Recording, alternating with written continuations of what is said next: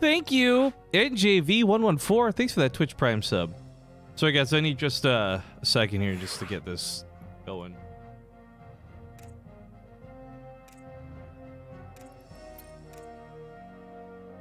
I should probably tweet about this. That would be the thing to do.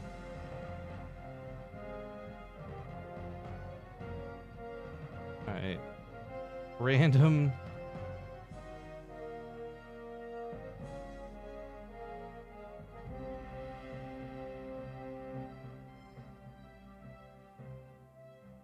So I'll talk about what we're doing for money in a moment too, but let me just get this sorted first.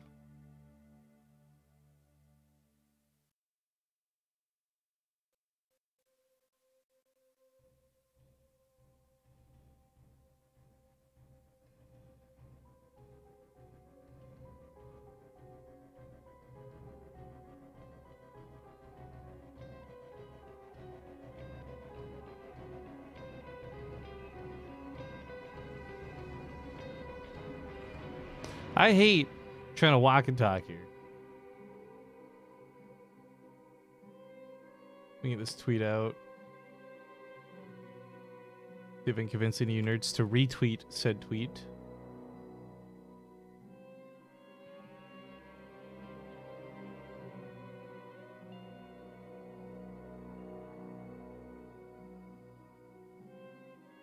All right. So these first couple maps are not. They are not going to be on the new maps. These first 3 games will be old maps. Good. Hopefully they are. Referee, check. Races, check. Let's hop into it then. Cerulean Fall for game number 1.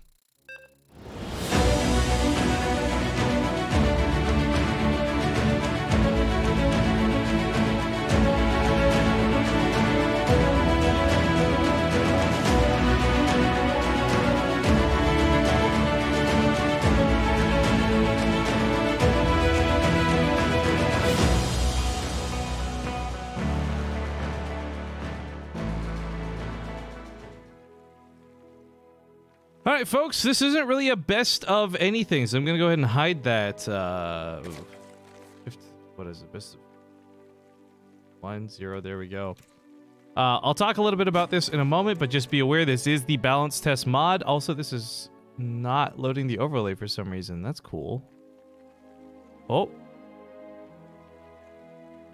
Oh. Okay, there we go. All right, spawning here in the top right side of the map, here in for game number 1, we got the blue Zerg. It's Cham. And is put at the bottom left, the orange Protoss, Root Puck.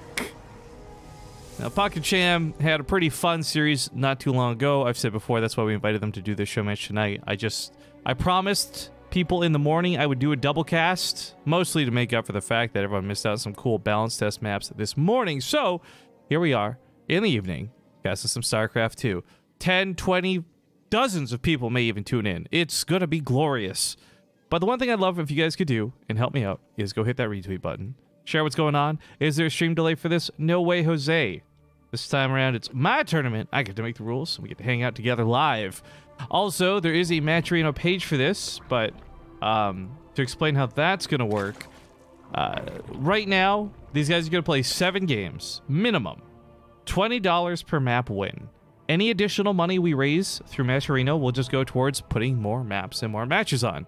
If there's an odd amount of money left over, I'm just going to call dibs on it because I am putting my money into this in the first place anyway. So, you know, what's $5 for the 140 plus we put out for the players, right? So there's full transparency. I'm not trying to cheat anybody or steal jack shit. That's just how we'll get things done. But as I said, this is the balance test mod, and there are a lot of little changes to this. It made it a little bit awkward to cast this morning, too, because I have the burden of knowledge. I know some of the changes that are going to be going through versus the ones that are already through because of the Blizzard Summit. So you may hear me kind of mumble and misspeak as I try to not reveal information I shouldn't reveal. That being said, the thing about this balance mod that is so difficult is some units were reworked. The Disruptor for Protoss, for example, is very much what it used to be when it was incredibly powerful, not the recent version that you guys have been seeing on stream, which is still admittedly powerful. The late games are changed around a lot too. Tempests are incredibly fast, and we'll highlight some of these things as we get to them. But the one thing you really need to know as the person tuning in is all of them, like a majority of the changes are actually very subtle. There are small things like the way creep spreads or the cost of a building. Things that are not going to drastically affect the game in major ways, but are, you know, balanced tweaks more than changes. It's a little sad because I think the patch last year was a lot of fun. I said this in the morning cast, and I have no problem repeating it because I really do believe that we've lost some of the hype. You know, there's no new expansion, there's no new crazy units. It is a rework of some that are pretty fun, but if you guys want to see fun, by the way, go watch the VOD for the Ultima League. I'll tell you this much, TY went battlecruisers, and that's all you need to know. Crusher of Cities is 5 minerals here, 3% speed increase there. 40 extra range on Queens. Sounds about Blizzard to me. Now, ooh, Puck gets in here a little bit close. Am I on the right server? Okay, it's on Central. That Oracle almost going down was not going to be good for Puck. In fact, it would have been really, really, really, really freaking bad. But as I said, a lot of the early game things have not changed. The biggest thing you'll see early game for Zerg is transfuse functions differently now. Queens otherwise are basically the same. But just to give you guys a quick catch up, Queens now, instead of doing like a 150 heal or whatever it was before, they deal a 75 heal straight up, but then 50 over 7 seconds. The idea is that they can still heal many different things, but they can't just pump a bunch of transfuses into one target and have that same very robust amount of health restored. It's kind of ridiculous. It's nice though. It's good. I think it does help even out Queens, because if we're going to be brutally honest for a moment without taking any kind of bias into the equation, Queens are incredibly powerful for what they are and what they cost. So I do like this change. It doesn't affect their damage or their health, but it does affect their effectiveness of keeping other units alive. And I think that that is the kind of tweak I like to see. Now, Puck barely, he does, but barely keeps the pylon alive. One of the other small nuanced changes too, by the way, which I'm very happy about, is they've lowered the health and shields of the assimilator to bring it more in line with the other races. You'll notice now it's 300, as the assimilator is 500. It's not like twice the health and shields of everything else. So again, little small changes that aren't going to be game breaking, but they are still here, and they are still changing things in the balance of things. Haru, by the way, thank you very much for the 33-month resub. He says, who has a base trade pin and 2 thumbs? This guy. I'm not sure why the drones are rallied over here, Cham. What are you running from? Why would you do this? Yeah, Puck is right to capitalize on this. I don't know what Cham... That was a weird misclick and a half to do, but this was some free drone kills there for Puck. But yeah, I got to meet Haru at BlizzCon. We bumped into each other standing in a line, which was kind of cool. I gave out a lot of pins over the weekend. All the pins I brought with me, pretty much. So, congratulations on getting a pin. SC2 Brand, thank you for the 3 months. This Jimmy sucks. That's the best sub message I've ever seen. Thank you for those 3 glorious months. The dev's transferring over to the main base. Ooh, a weird little graphic glitch there. I'm not sure if you guys caught that, but this is starting to rack up quite a few worker kills. This went from being a mild amount dead from that awkward drone rally in the middle of the map to 18 in total. These adepts are certainly getting quite a bit of damage done. But classic Protoss is if you give away too much on the attack, you're not left with enough to defend. However, we got an Immortal coming out. I think Puck will be just fine. Oh, you know what's sweet? When you realize that you didn't drink all the G Fuel you mixed this morning. Hey, could just have some here at night. Haha! Caffeine! Am I right? Normal human beings?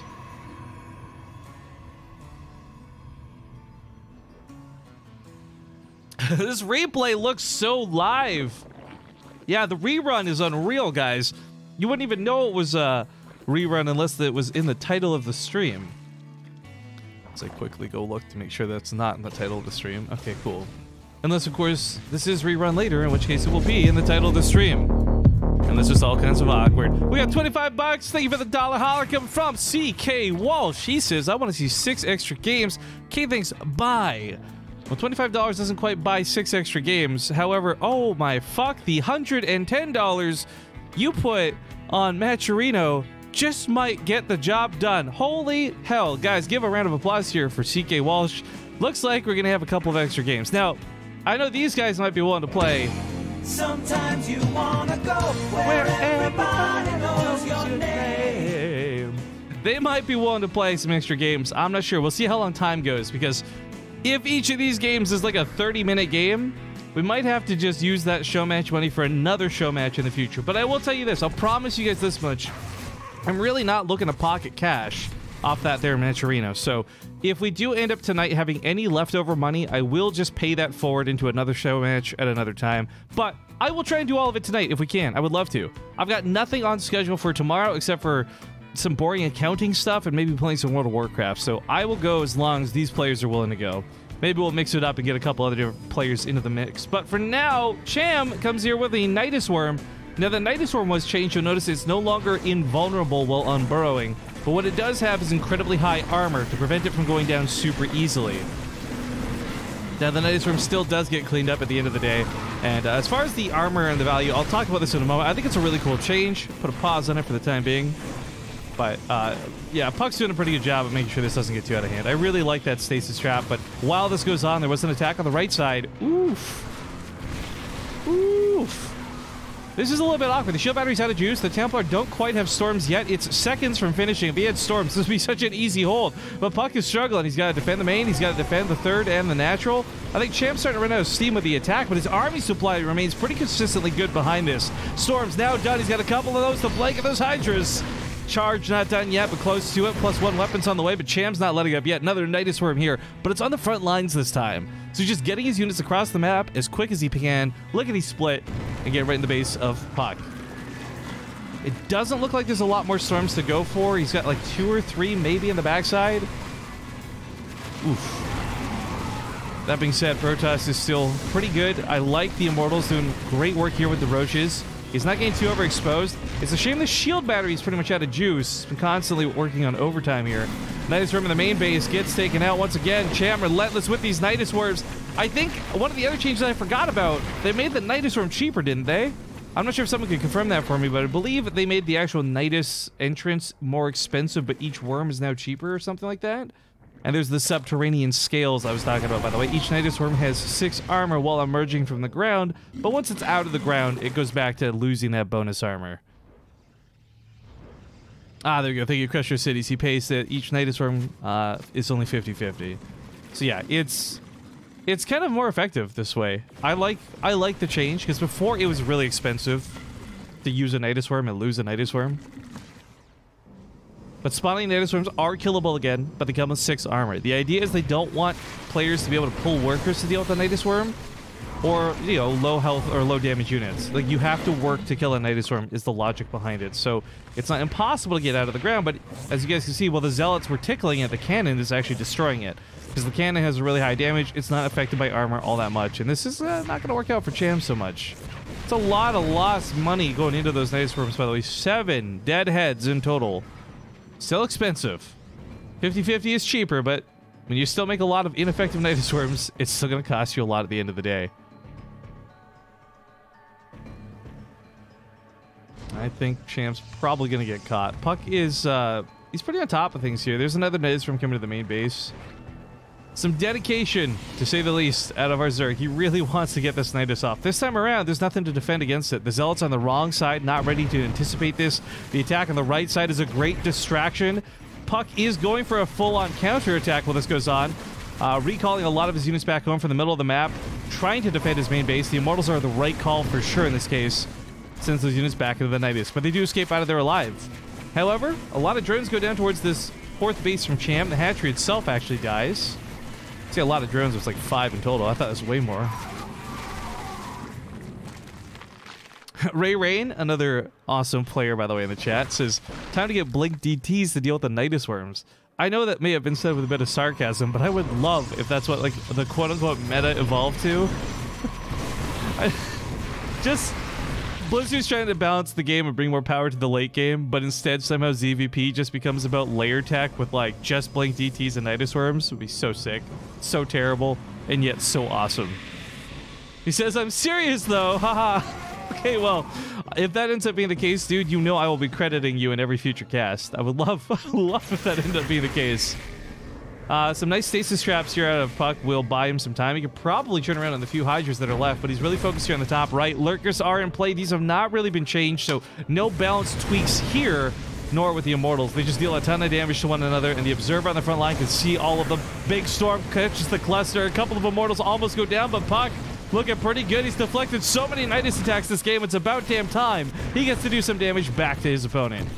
Now, some of these Immortals are like one-shot range. That Archon got popped off pretty quickly. Not a lot of fun there.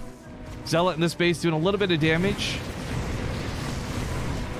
Dares in chat says, hi, big fan of the channel. Oh, thank goodness.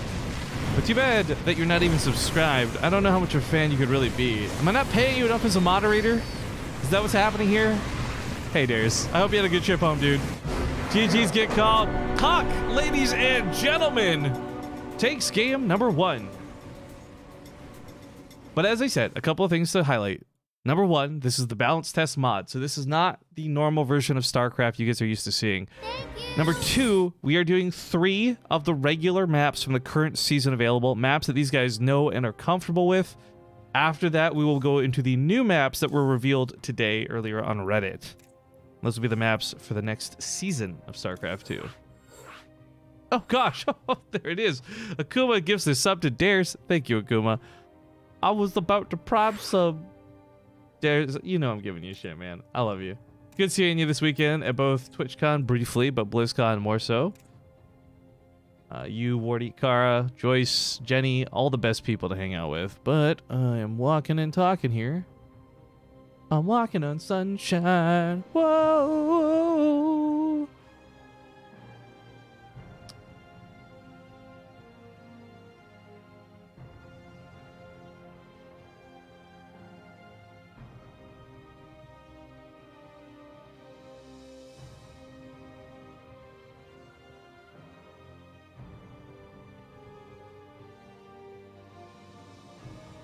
All right, the players are ready. I'm almost good on my end. Get the airport. Oh, you haven't gotten home yet? Okay, well, I hope you get home safely, dude. Well, let's hop in Lost and Found. See you guys on the map.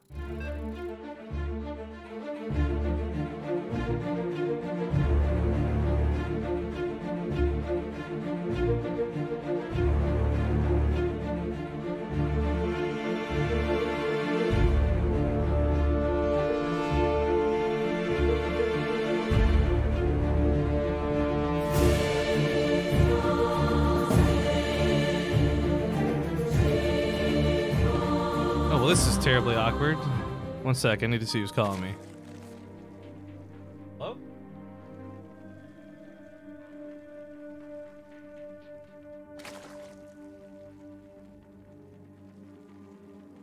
What the fuck is this?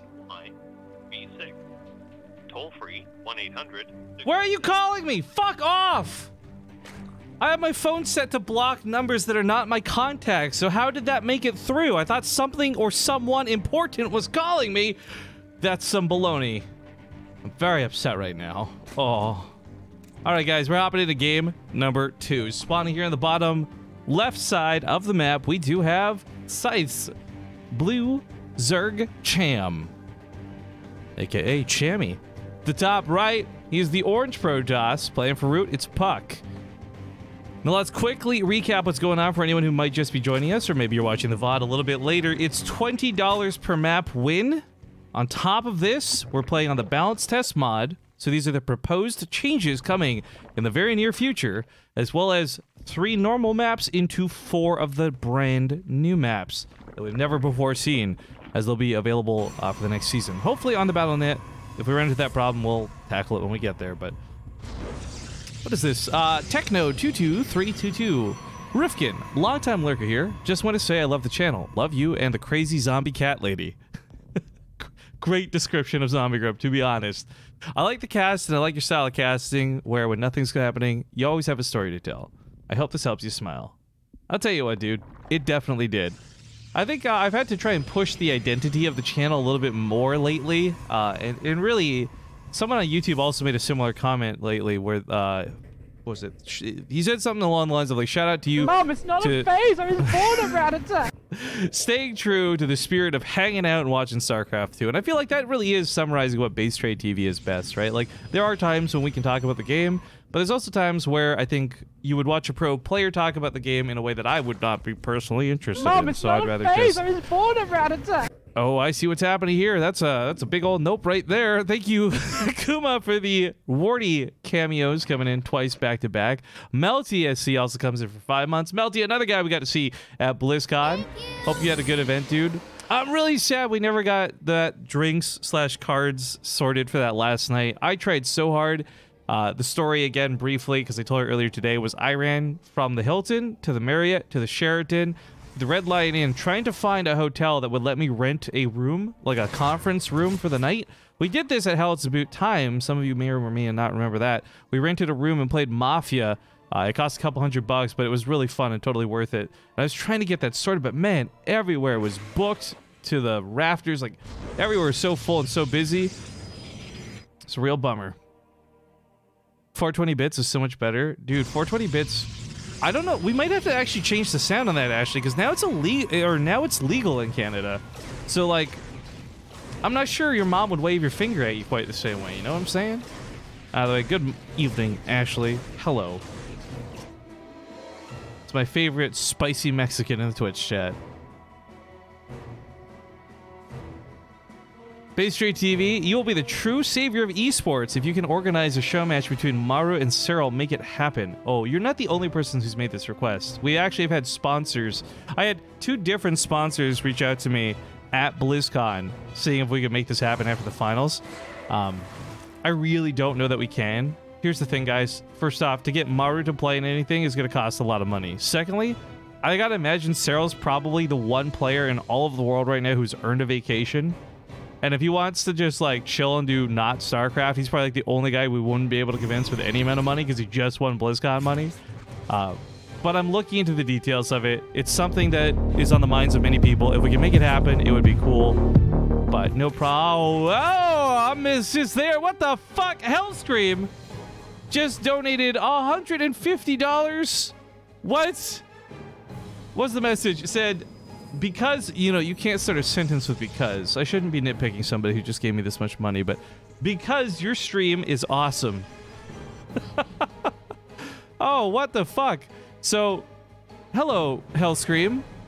I seen you in chat earlier, obviously, but hello again. I hope you're having yourself a good night. Maybe a few less drinks. Are you proud of yourself? Are you proud of what you just did? Oh, I imagine he is. What would your mother think? Hey, think my son is giving generously to an awesome Twitch stream.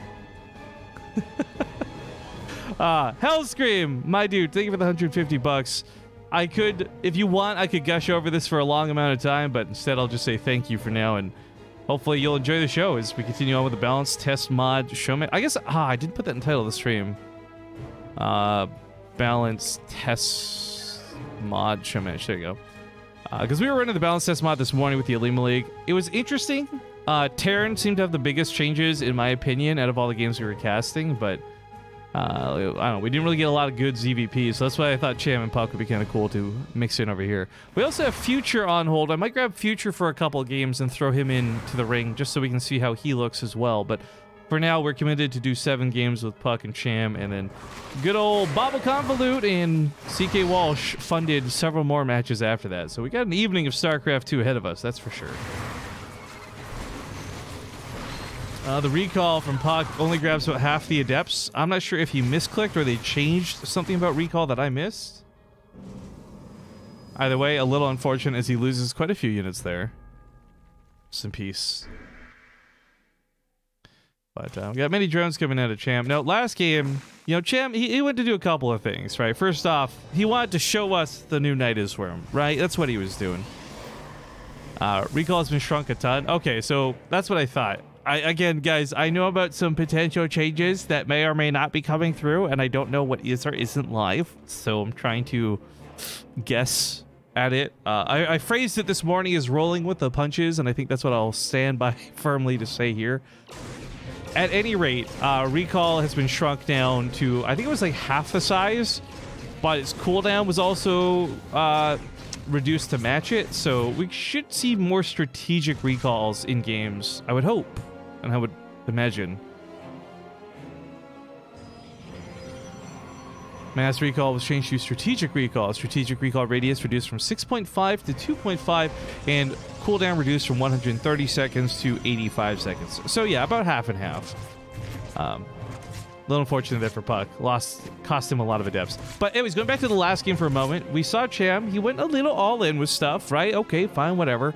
But with the Nidus Worms, it was kind of a good stress test of its new cost. You could see that he really could afford to do that, but unfortunately, many bad engagements and many wasted Nidus Worms just eventually gave way to Puck's steadfast defense, and a counterattack ensured the death of that Zerg. So this time around, I like Cham's chances are a little bit better. He's not spending a lot of money on Nidus Worms, but instead on upgrades. We got Tunneling Claws also possibly coming into play. For now, it's just Burrow, but Nidus Worms still, nonetheless. And I don't know if we'll see that same dedication. I think the problem really was him trying to get... He tried too hard to get into the main. I really like the idea of a Nidus Worm in the front line. It's a quick reinforcement / exit point.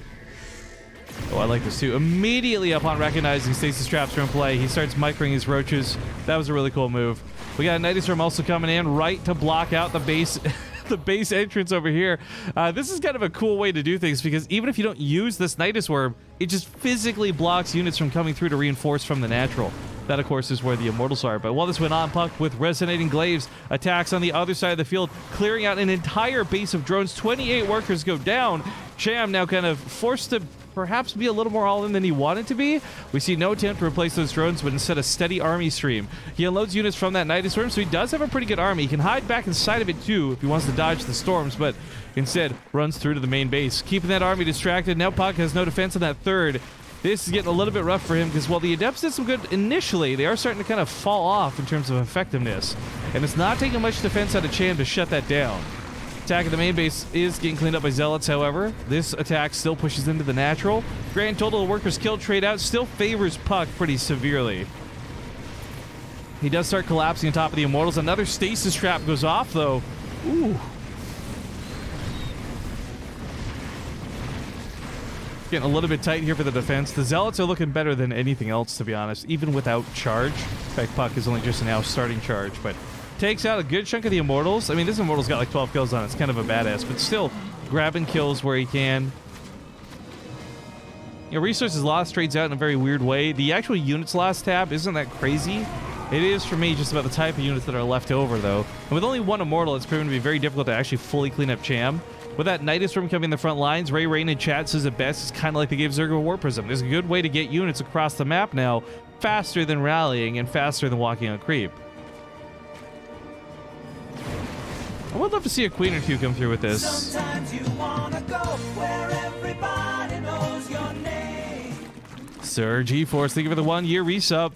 A man was caught stealing in a supermarket today while balanced on the shoulder of a couple of vampires. He was charged with shoplifting on 2 counts.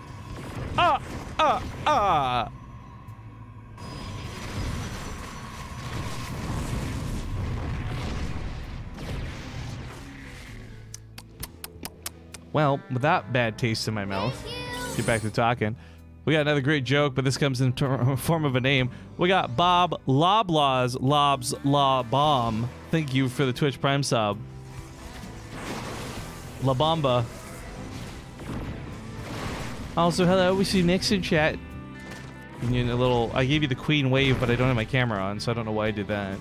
But the royal greeting. Nice grab on that Templar. Getting a little bit close for comfort. Cham does eat a storm, but still sniping off those Templars is going to be really nice. I did get Burrow, by the way. I want to stress that. So if he wanted to take a moment to chill out, he could have healed up all these units. I think healing up the Roaches would be the most effective, obviously, but being a little too dangerous, decides to run back home. Now there is a Warp Prism doing a counterattack on the other side of the field. One single Queen and a Hydra's here to defend. It's not going to be that good. He really does need these other units to get on in. Akuma gifts a sub to Nix in the meanwhile. Thank you very much, Akuma. Continuing to gift out subs tonight like a generous SOB. We got Lurka starting up. We got Hive Tech on the way. Cham's not getting stuck on layer, but my problem is I think he is pretty stuck in terms of army composition.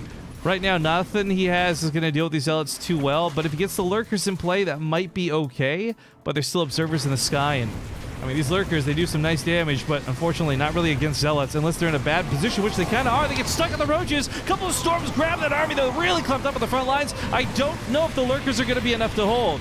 The Immortals are tearing right through everything. Cham pulls his drones once again. A little bit scary here. This is looking a little bit rough for Cham.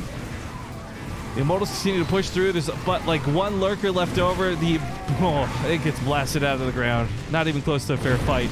That Warp Prism's just going to keep bringing Zealots to that front line, and while he backs away a moment, waiting for the barriers to come off a cooldown, Puck can certainly continue pressing his advantage.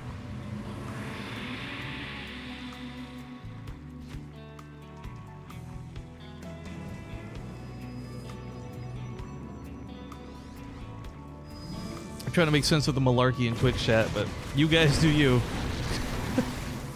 We don't have a lot of storms. We do have a Templar. He's getting a little bit of that auto attack damage in. By damage, I mean damage with air quotes. I think right now Puck perhaps overextended a bit. Had he waited for these Templar, this would have been a much better engagement for him. So I'm worried that he might be starting to overextend a little bit, feeling too pressured to end the game. He's not reaching out for a 4th base yet, but he has a probe down here, so he might be thinking of it soon. +2 weapons is done for Cham as well, so he's got actually a lot of damage despite not having a lot of units. They also have adaptive talents. That's that pretty much instant burrow and unburrow for the lurkers, so they can maneuver around and reposition themselves a lot faster, a lot better. Game paused. Bit of a pause coming out of Cham. He is having a hotkey issue. A little bit awkward, since someone in chat had talked about hotkeys moments ago. Is it confirmed that Bobble Convolute is actually hacking into Cham's game and forcing him to lose this game? Not cool, dude. Burrow hotkey, I bet. You know what? I wouldn't be too surprised if that was the case. Oh, wait. Okay. Game resumed. Ooh, almost did that countdown without Puck being ready. That would have been super not cool. But a bit of a standoff as we continue on with these longer games. I got no problem with it. I want to see Broodlords come into play. I want to see the effect of Tempests. There is some late game stuff that is absolutely worth talking about, because I do feel like a lot of the balance changes were kind of aimed towards making more late game viable than it is currently in the game. A good example of that obviously is Battlecruisers, but things like Tempest and otherwise. Broodlords remain fairly unchanged from what I remember, so if that Spire finishes up, we may see that turn into a greater Spire. Broodlords would be really awesome, as there's not a lot of anti-air to contest them. Hell, to an extent, even Mutas might be not too bad, but Cham doesn't have the money, so still focusing up here a lot on Lurkers.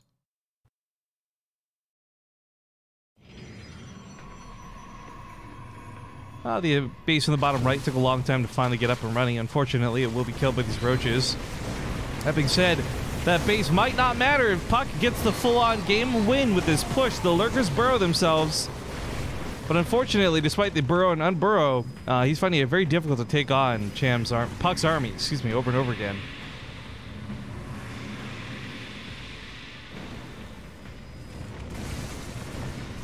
Oh, good news, bad guys. Good news, bad news, guys. Just had my first cough attack in 2 weeks. The bad news was it hurt. Excuse me. But GG's get called. Puck's actually be the one to tap out. I think a big part of that had to do with that 4th base. No money, no momentum. Yeah, he's still got 1,000 minerals, but he needed gas to keep that game going. So that's 1 win apiece. Guys, I gotta BRB. Go play some ads. I'll be back for game 3 when I get back.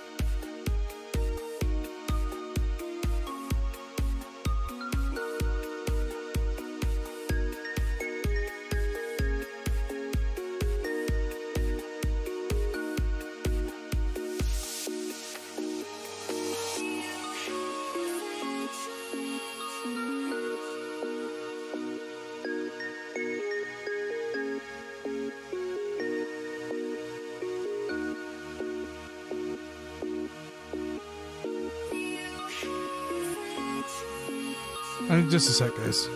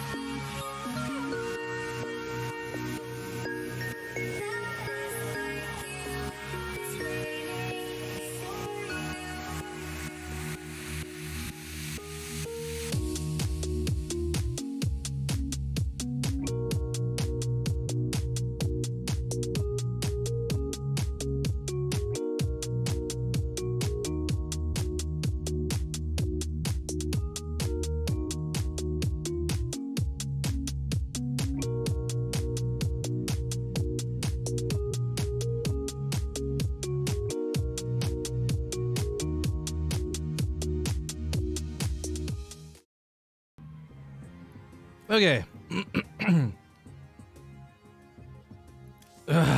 Sorry. Let's continue to die here. Hang on. All right. I have recovered for the most part. And we're getting into the next game here in a moment. It's waiting on Puck to pick a map. Puck, what part of this don't you get?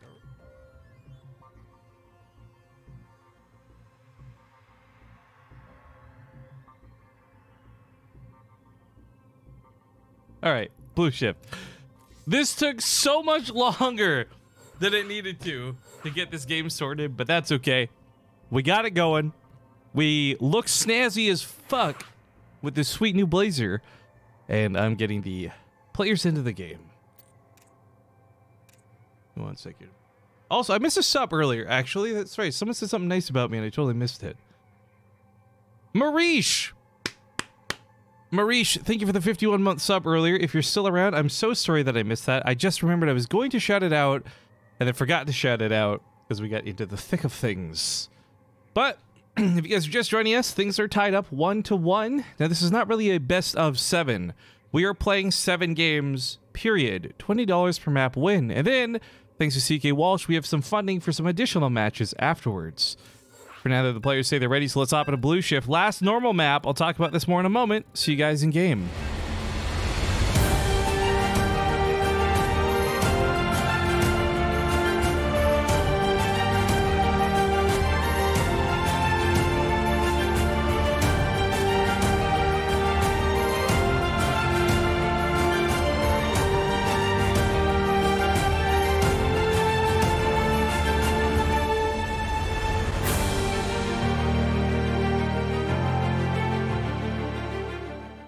Fresh like says, oh nice, this is on the balance test mod. Hell yeah, hell yeah. But things are tied up 1 apiece. In the balance test mod show match, at the bottom left, we have the orange Protoss Puck. His opponent in the top right, the blue Zerg Chammy. Now, again, this will be the last normal map we play in terms of just how things look. After this, the next 4 games will all be played on the new maps, providing they are available to us. I think they are. If you guys haven't seen, Blizzard did post an announcement of the new maps for the next season, and next season here's in air quotes, because I think it's like the off-season. I'm not sure if they'll carry on through to 2019 or not, but the maps are called Stasis, Automaton, Kairos Junction, and Port Alexander. I've got all of those in my queue here, and we're going to try and get those games up next. I also did mention that Future said he was interested in playing a game or 2 for the balance test mod, so we'll do these 7 games with Cham and Puck, because they're the guys who reached out to initially, and then maybe do some sub-ins, some rotations of who loses, has to swap out type thing. I don't know, but I would love to definitely get Future involved in a couple games so we can get some Terran perspective on things, even though if you tuned into the Alima League earlier this morning, you got a lot of Terran perspective on things.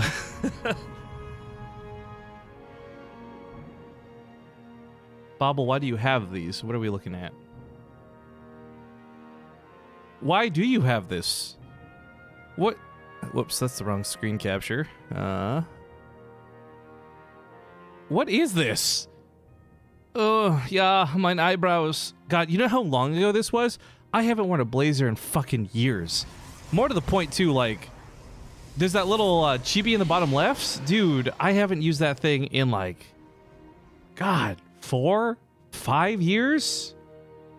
I did meet the artist who made that, by the way, at TwitchCon, which was kind of cool. Her name was Nips. Yes, that's what it is. Very talented. Very cool. Very chill in real life, too. Was very small. But speaking of... Oh, no. What is this one? Stop linking weird Photoshop versions of me. Stop. Just don't Photoshop me.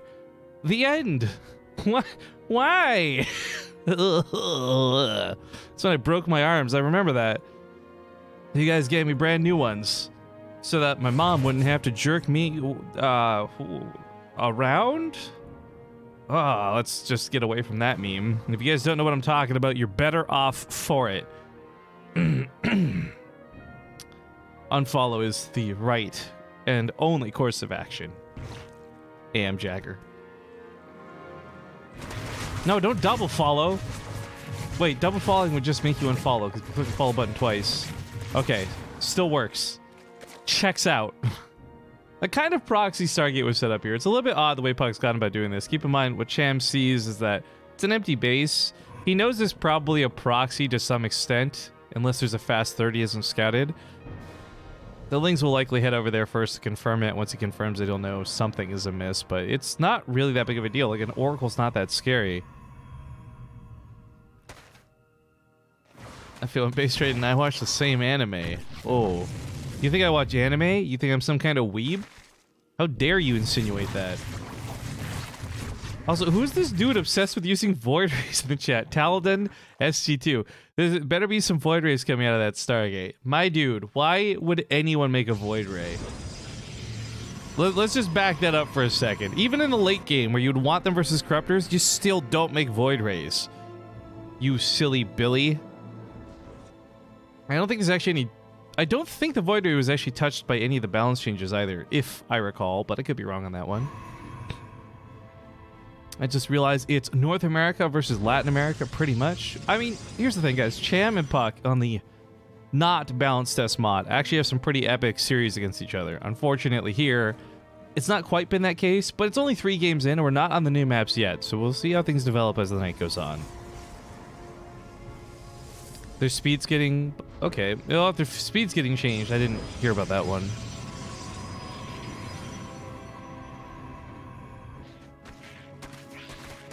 The Lynx found the Stargate, by the way, so...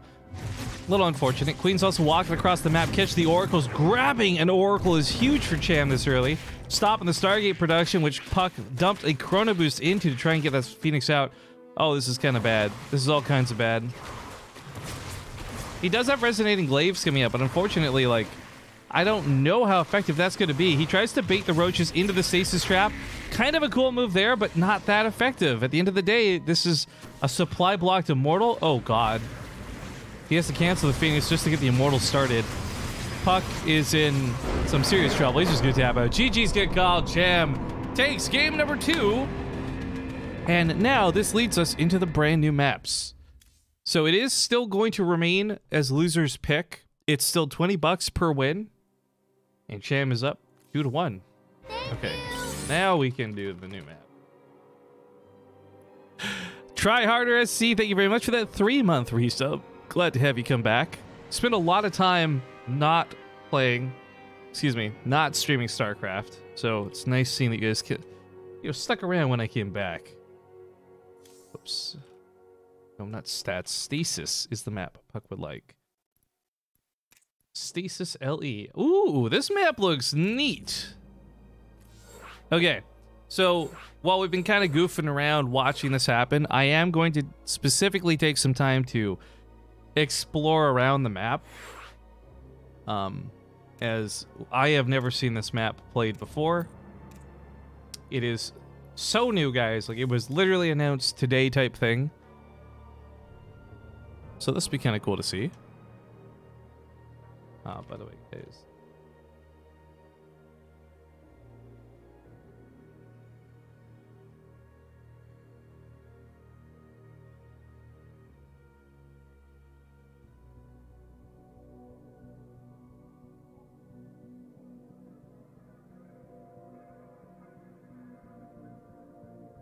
right, say when ready.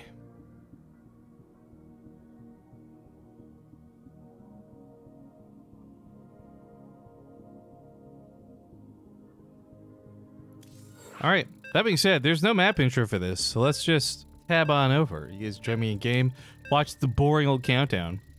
Moist Man says, BaseTradeTV, after you received your new robot arms, was it different when you jerked? I should have read that first. Like, did it still feel like it was you, or did it feel like someone else? Please shed some insight. All right, guys, we're getting into another game. It's map 4 between these two players. Spawning here in the top right, we have the orange Protoss player, Puck. The top left, we have the blue Zerg. Cham is up 2-1. Remember, each win is worth $20. So it's not a best of 7. It's all 7 maps we're going to try and play out. Now, this is the new map, Stasis. Obviously, it's been themed after the Zerg. Probably the Primal Zerg, if I had to guess. But, oh my god, guys, I can't. Hang on. Where's my webcam? I can't not see this. I'm sorry. Video capture device. Why isn't that sharing my webcam? God damn it. Okay, we're gonna do this in reverse. Okay. Hold up. Wait, what is this? No, I don't know. Name my display capture. I'm gonna do this really quick. Tell me.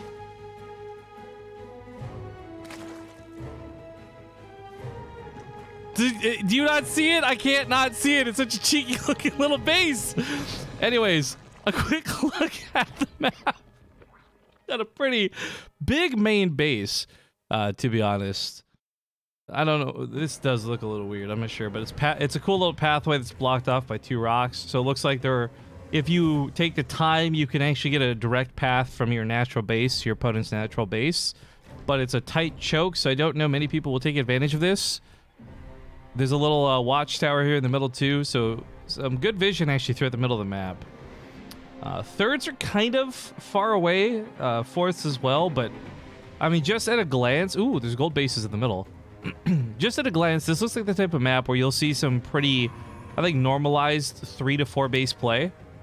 I don't think this will be like Fracture where the game gets stuck on 3 bases and rarely gets to 4 or 5. This looks pretty solid for a split map type game. And there's even that contested base down here in the middle with, oh god, I can't unsee it. I can't. Look.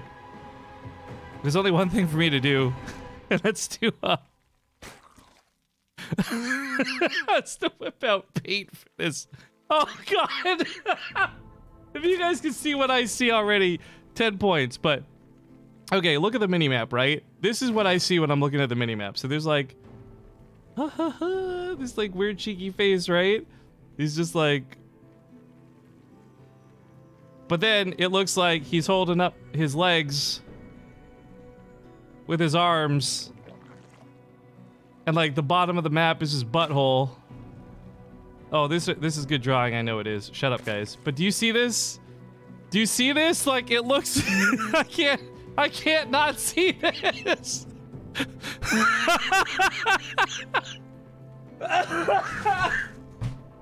Like, you know that Starbucks image where it's like it's actually like her holding up her flippers or whatever? Like, that's what I see when I look at this map, with like a tiny little Meet the Pyro from Team Fortress 2 face over here. He's wiping his butt on the carpet. Yeah, right. Oh, this is esports. That's not how I saw it at first. Now I can't unsee it. I'm sorry, guys. I got... What's that called where you see, like, faces on things that don't have faces? That's all I can see. What's going on in this game? Holy shit. He's got boobs, too. You're right. He's got big, floppy man boobies.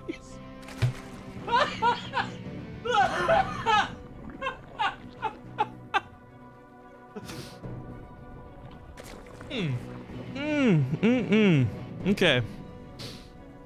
Third base has been set up for Cham. I swear to God, I'm sober, guys. I know it doesn't sound like it. But, anyways, Stasis. Ooh. Who made this map? Can we go give them a round of applause for sneaking us past the sensors? He got distracted by the goats.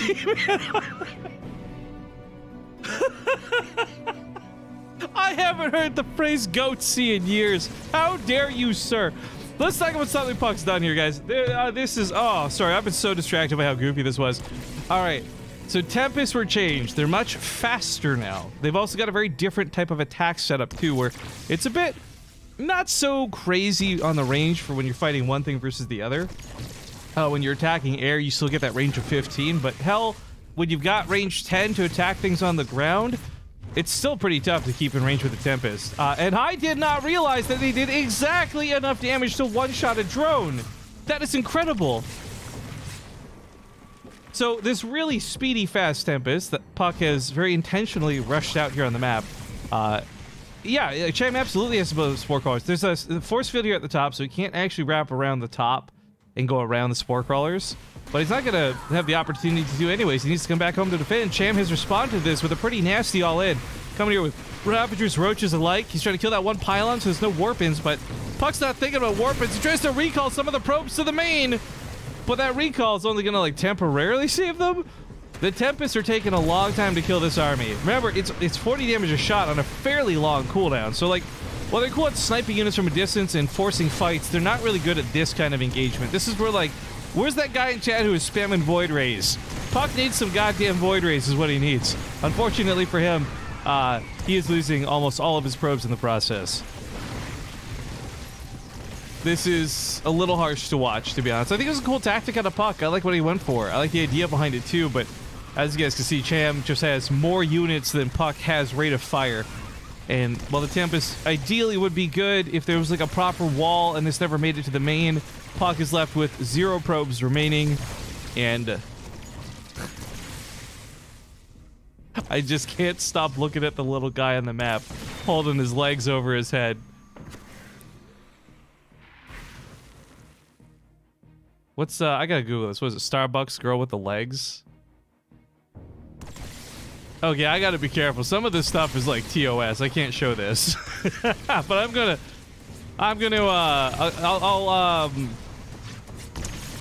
this isn't anything. Well, wait, is this nudity? I can't show nudity on Twitch. It is kind of nudity. I can't show it. Damn it. Look, if you just Google Starbucks girl legs, you'll see the images I'm talking about.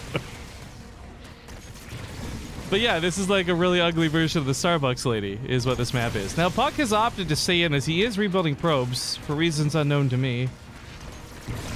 Tempests are just racking up the kills on this side of the map, but I guess he's thinking he's got enough damage he could kill on the other side of the field. He's not wrong, right? Like, he's actually tearing through the spore crawlers, but at a really slow rate. Kills the queen too, not too bad. Maybe he wants to kill some of these drones, but I mean, I don't know if the air is enough power to do this. We see Cham moving towards the Spire right now as well, so eventually there'll be either Mutalisks or Corruptors out to deal with it. Puck is staying in the game, and I think this is one of those rare times where he's actually totally justified to do it. If he didn't have to chew through so many spore crawlers, he would have already killed most of the mineral line, and with the very fast Tempest moved through to the main base, right? So, kind of just awkward. The spore crawlers are great moves out of Cham that'll hold on for dear life. Puck continues to build what he can on his side of the field, which is a probe or 2 at a time. Damn, these new Tempests are kind of crazy, to be honest. Oh, who has the Ez Death emote? Sir G-Force? Not that I know who that is, because I don't watch anime, you weeb. The new Tempest looks cool. I mean, it looks pretty much the same. It's the speed, and it's the ability to micro them that makes them look so neat, though. Puck's actually doing some really good job here with the micro, but with 10 and 11 Corruptors coming out, the weakness of these Tempests are still the fact that they are massive units. The Corruptors are still going to get bonus damage versus them. This is still game over. Cham has absolutely won this, but Puck is trying to, a little too late, brilliantly supply block his opponent so he wouldn't be able to build Corruptors. It just, as I said, it comes a little too late, so A for effort, F for execution, and F to pay respects in the Twitch chat. Because Puck is dead. He's put up a hell of a fight, though. Although, I do wonder, do they have the speed to actually kite Corruptors? Yeah, Corruptors move at 4.72, these move at 3.5. So Corruptors are still faster. He can't kite the Corruptors. It's game over. Good night, sweet prince. GG. Cham takes another victory, putting him up now 3-1. But remember, this is not actually a best of series. It is just $20 per win for at least 7 maps. And we'll go a little bit deeper than that if we can too. Either way, Puck will get the next map choice. He'll be looking at some maps, but he's typed BRB for the meantime. So I'm going to take us to a quick break. Oh, right. I did that weird screen region thing. Let's get rid of that. I'm going to take us to a quick break, and we'll be back in a moment with whatever Puck's next game choice is. So thank you guys for watching. I hope you're enjoying the balance test mod. Hope you enjoyed Puck and Cham. And I'll see you guys soon.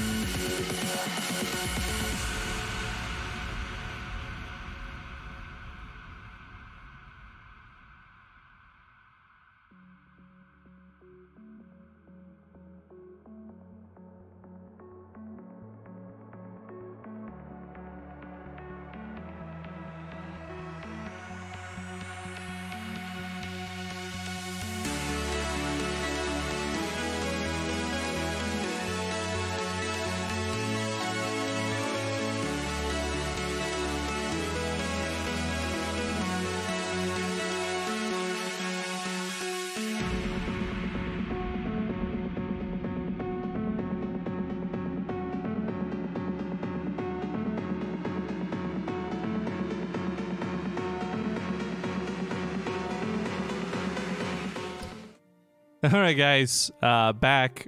I've tweeted my thoughts on the previous map. Kudos to who had that clip I used. Hang on.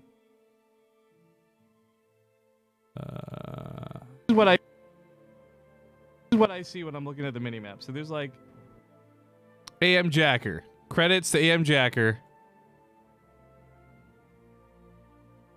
At any rate, my dudes. Let me turn the gain down.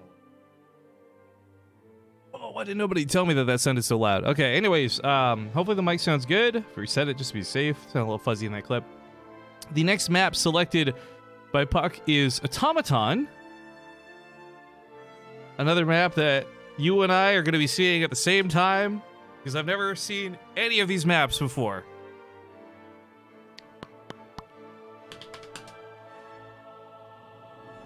Just waiting on the players to give me the go-ahead so we can get this party started. Let's get it started. I was going to sing and then I chose not to. Abandoned ship. All right, let's hop in a game. It is Automaton Ladder Edition version 0.1.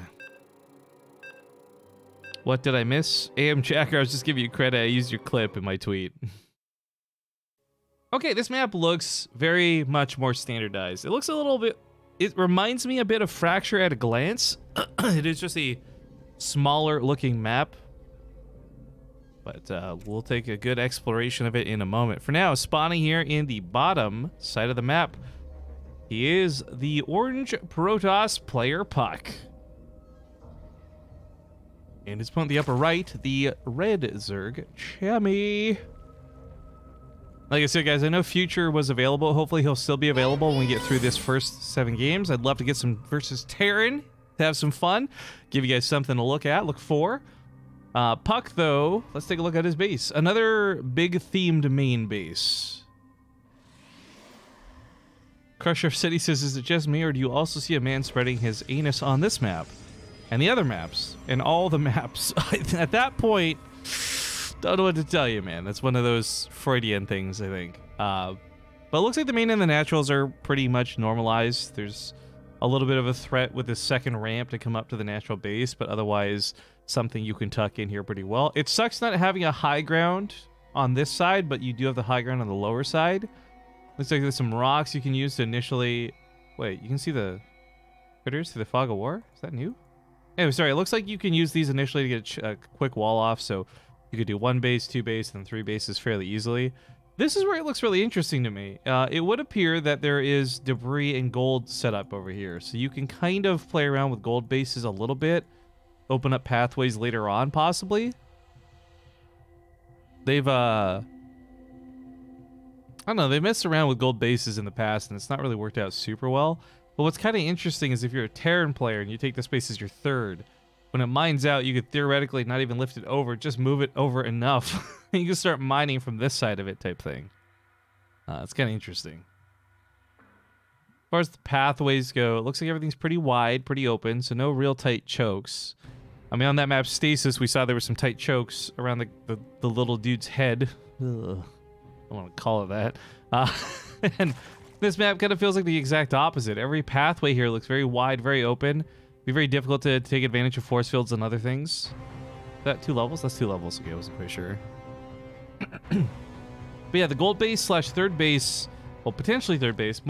I gotta say, like, just at a glance, this looks to me like it might be more of a 4th base, because I feel like what players will do is they'll expand kind of like this, rather than like this.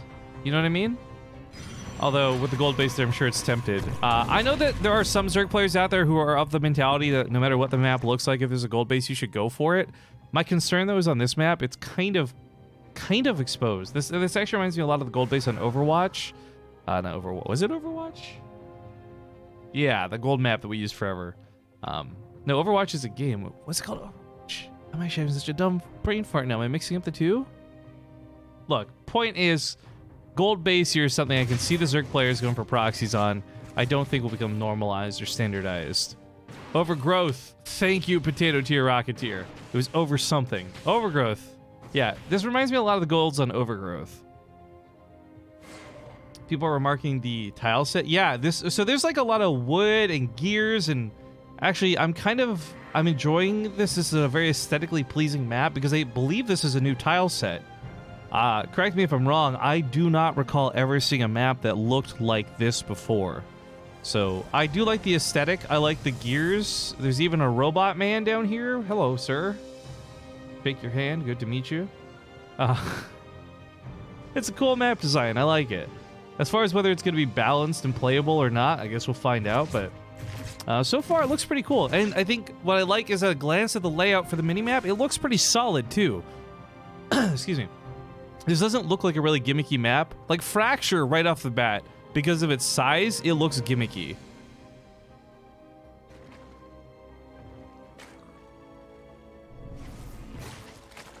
Oracle's grabbing a couple kills here and there. I think Ray Rain put a good remark in chat. It's very easy to look at and understand it right away. Yeah. There would be some variation to thirds. Also, this is so cool. I was wondering about this. So, it's a really wide main base, and I'm thinking this is going to be so annoying to keep Terrans out of, but if you actually look, there's a lot of these, like, boxes and crates that are blocking Reaper hop-up paths. So, at a glance, I believe, right here, is the only way into the base. So this doesn't even seem that broken for fighting against Terran. This is cool. Podcast once again rushed out of Tempest. I'm sorry, guys. I've been really kind of enamored by the maps. I should be talking about what the players are doing, of course, but this is more of the same. A Tempest rush to come across the map, one that he hopes will not be met with another counter all-in. Cham, not really prepared to deal with this yet, but I think one thing he must have learned from that last game is that more Spore Crawlers is good. Unfortunately, though, there's a lot of ways to get around this. On the last map, the problem really lay in the fact that there was those air-blocking force fields on the north side that prevented Puck from maneuvering around Spore Crawlers. On this map, I think there's a lot of potential to get through them and around them without too much issue. Either way, the Queens come to the front line to try and fight. Keep in mind, Transfuse was tweaked. We talked a bit about this earlier. Now it only heals for 75 straight up. but then 50 over 14 seconds, which is not, or 7 seconds, excuse me, which is not much health, all things considered. So you don't have that bursty heal that you've had in the past, ready and available to you as Zerg. But Puck's choice of battlement units here has forced Cham... Ooh, this is awkward. The probes are stuck. Has forced Cham to make a lot of Spore Crawlers and invest in Queens. He has rushed out to Aspire otherwise. And while I was making memes before, I still truly believe that Void Rays could be exceptionally good if he's expecting a blind counter of Corruptors. The problem is, though, Puck has not scouted the Spire. It has been tucked away nicely over here. He doesn't even know it's a lair. That's how long it's taken him to chew through these Spore Crawlers. And, I mean, Cham is doing a pretty good job defending so far, all things considered. Oh, damn, that's almost enough to kill a Queen. I mean, you can see here, you basically have to use twice as many transfuses to get the same burst healing that you had before. So it's a nice, like I said, a very nice nerf. It's not one that breaks the unit, it just changes their effectiveness in certain situations, kind of like what we're seeing here. The transfuse graphic, it's a little interesting. It's a lot more like the one you see in co-op than the one we've had in the past, because you get the heal over time effect to go with it. But while this goes on, Microsoft is pinging me. Shut up, I don't care if the email's wrong. Deal with it. I hate you, Microsoft. Puck's not coming back home with these Tempests. He will probably need to consider recalling, if not for the Roaches, then just to get away from the inevitable Corruptors. Cham has lost a lot of Spore Crawlers, though. 7 Spore Crawlers is no small problem, or amount. 2,000 minerals lost, essentially. The Corruptors come out one at a time, so the Tempest actually kill them. He does recall to get back home. So it grabs a smaller amount of units, but it's not that many Tempests to grab, so it does grab all of them, and now back at home, he's dealing with the Roaches. The interesting thing, though, is he has continued to... Okay, I was going to say, continued to make Tempests with no change despite the revealing of Corruptors. Remember, he didn't know about the Spire till just now. So he swaps over to Void Rays. He's got weapon upgrades for ships coming out, and, I mean, well, last game this looked a little bit weak. This time, it's looking a lot better from him. I think that, actually, if he gets... We'll see anywhere upwards of 5 Void Rays. He should actually be able to contest the Corruptors fairly easily. Let's not forget the Tempests have the advantage of range, and Corruptors typically will like to hit and run, not get into a dogfight where the Void Rays will be more successful. So, very, very interesting compositions out of these guys. Keep in mind, the carrier is pretty much garbage at this point. Wait, Puck won at least 2 games, so has to score 3-1. Wait, am I having a brain fart? There's a good chance I'm having a brain fart. I'm pretty sure it's 3-1. Am I wrong, guys? I could be wrong. I'll have to go back and look.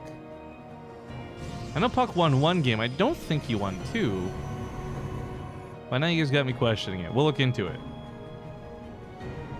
At any rate, the payouts aren't contingent on me keeping the overlay correct. The payouts will be done based on what the actual score was later.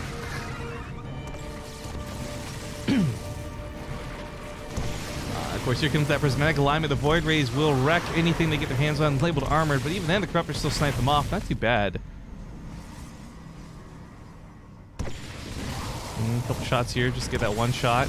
I mean, Tempests in this number are powerful. Let's not forget, they also, I believe, if I recall, reduce the supply costs, so you could get a few more of these than you would normally be able to in your average army supply, which is why Puck has so many of them. But these Corruptors are not getting the job done. The Void Ray is actually doing a great job tanking the hits. We got the shield battery keeping these units alive, so he does pick off the Corruptors. And without those Corruptors, Chammy's Roaches will not be able to break through. Let's not forget the Void Ray is not only good against Corruptors, also very good against Roaches. So a quick prismatic alignment sends them packing, and I guess someone had talked about the speed change for while they're prismatically aligned. Before it was like a 50% speed nerf or something ridiculous. Looks like now it's only 25%. So the Void Rays still move slower while they're in hyper kill you mode, but not so slow that they can basically not move, which is kind of cool.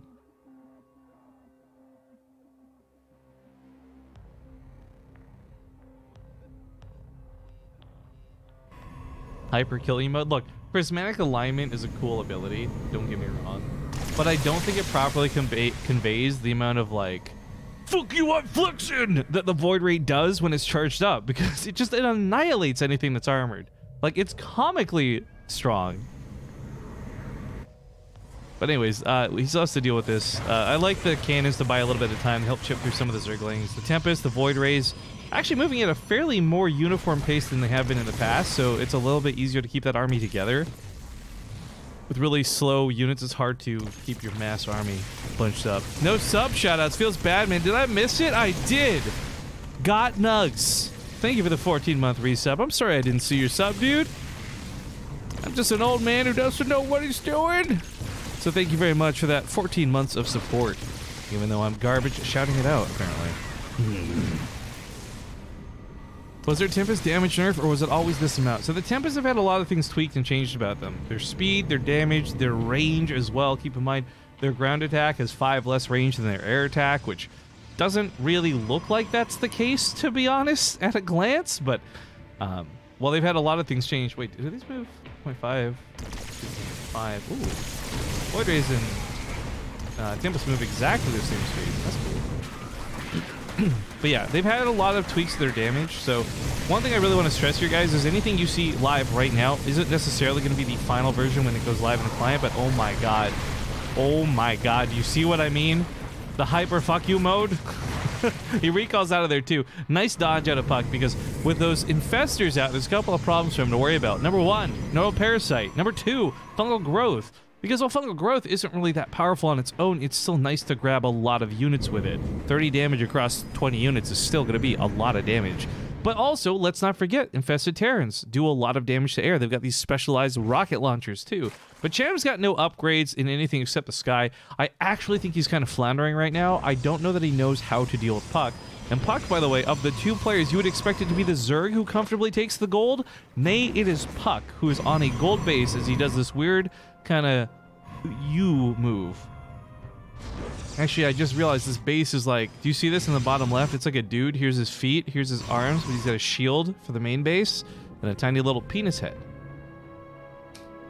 I gotta stop seeing these things on the maps, guys.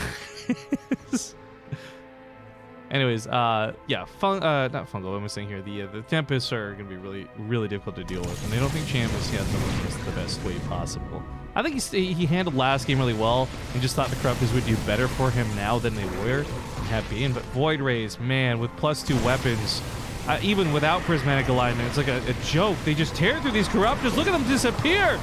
It's like a magic trick gone wrong. Now he does actually grab a lot of the Void Rays. The mind-controlled Void Rays are killing the other Void Rays. I don't think Puck picked up on this right away, or he would have targeted down the Infestors over the Corruptors. This is a problem. He just lost so much of his army. For Cham, that was the best engagement he could hope to get, and it was a good one, but was it good enough? He's on 81 workers across many different bases, but his income won't matter if he still dies to the army of Puck. I'd love to see Rifkin do a Rorschach test. I see my parents fighting. I see a penis. I see a man having sex with another man. I see 2 women holding hands and a butterfly. Did I pass the test? A mothership coming out. I don't know if the mothership's been changed at all or not. Also, quick shout out to Crusher of Cities. He's been kind of our balance connoisseur, no, consigliere. What's the word there? Where he's like the fancy waiter. He's helping us in chat with his fast copy pastes. Cannon gives a shot off. Doesn't get too much. What the fuck? He passed it on the first try. Oh shit. Concierge? There you go. Thank you guys. Rifkin, it slows attack speed now. What slows attack? Oh, the mothership. Yeah. So that was a really cool change that I've actually been kind of asking for behind closed doors for a while, but my opinion rarely gets taken seriously. So while I doubt it's because of me that this change got made, I'm glad to see it happen nonetheless. So the time warp ability, as many of you know, is this big bubble, and it makes units walk slower through it. But what's the point of that when units can just avoid it entirely? What it does now is it also reduces the unit and structure attack speed by 50%. So if your opponent's got a ton of cannons, or spore crawlers, or hydralisks, like, it'll just make them do less damage because of how much slower they're attacking. It's a really nice addition because it creates a big use for the mothership, whereas right now in the game, all she's really doing is a cloak field, and that's it. Also, I don't believe her recall was changed. Or, well, okay, now she has the mass recall ability. Recalls all player units in the target area to the mothership. Okay. So she still has effectively the same recall she had prior, I believe. It's just the Nexus one that was changed. Northwest Nerd, thank you for the 100 bits. He says, where's Zombie Grub? She's casting Ballistics Brawl tonight, I believe. In fact, that might be happening as we speak. I'm unsure. I know that she wasn't available this morning, so I assumed she was having post-con everything. And I knew she streams every Tuesday with Ballistics anyway, so this was just like a me thing, guys. I wanted to do another show. I wanted to do a double day. It took 150 bucks, 140 bucks, excuse me, and we made this showmatch happen, which, by the way, thank you, Hellscream, basically replacing my coffers with that donation earlier. Really appreciate that. CK Walsh also ensuring we're going to get some more games out of this, too, but it is $20 per win for each of these maps. We're going to 7 maps with every one of the new maps played, ideally at least once before it's all said and done. Juvius says, where are the Vipers? That's a great question. Cham has got a lot of infestors. Maybe he's worried about the micro it would take to handle all these units correctly. That's a little awkward. But an abduct or a parasitic bomb could be really helpful. There's still that fear that there are going to be Templar underneath this. Whether it's for storms or feedbacks, the reality is Vipers are hard to use. But I'm really excited to see... Oh, I want to see if that Time Warp gets used. And also, does Time Warp affect the air units as well, or just the ground units? Guardian Shield affects air units, so I imagine Time Warp affects air units too, but heck, just that attack speed is going to be cool to see. Wait, what is that? Oh, it's an infestor underneath it. I'm like, did an infested Terran just like assimilate something? What the fuck? All right, lots of infested Terrans coming down. Remember, they got those purple rocket launchers. They deal bonus damage to air, but storms should take care of most of the infested Terrans.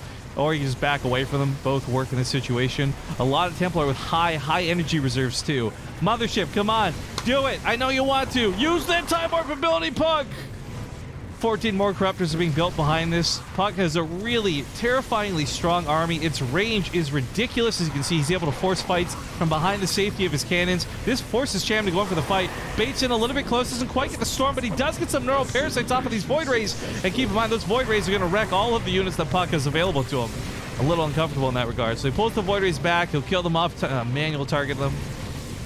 Good grabs out of Cham so far. Diet Soda, what's up? Good to see you in the chat, man. What's the unit count look like right now? We got 12 Tempests, but he's lost most of his Void Rays, which is kind of unfortunate. So where's Puck's army supply?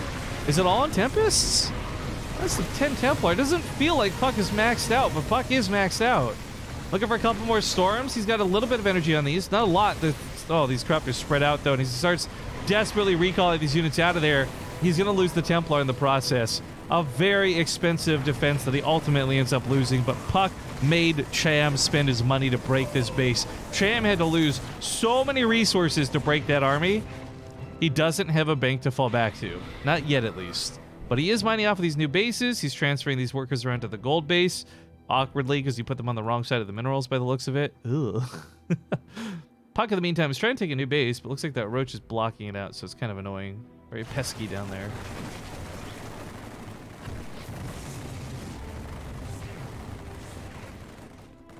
The Infested Terrans have no upgrades. This is actually kind of a game...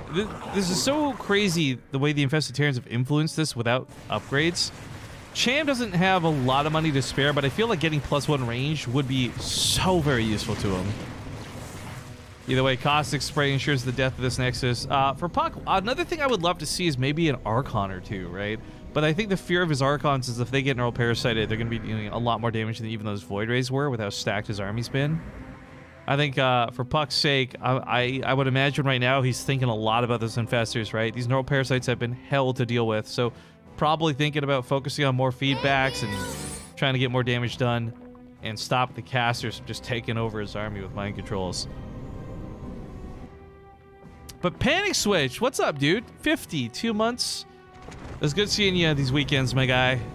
Panic Switch, of course, he's a little bit more involved with heroes nowadays, but a good guy to run into at events. For sure.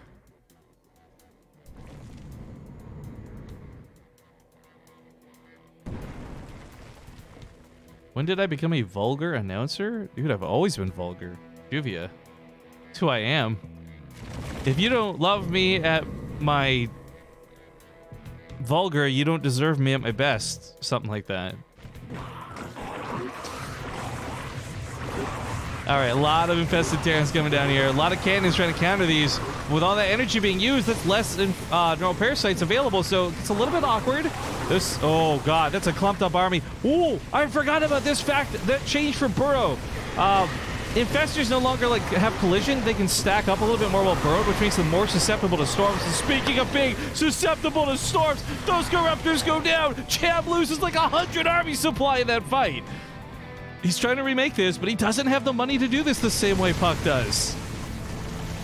Well, the Spore Crawlers will buy a little bit, I guess, but yikes. I think one of the big problems we saw at Cham just now, he went too hard on the infested Terrans. A lot of infested Terrans came down and didn't do jack squat.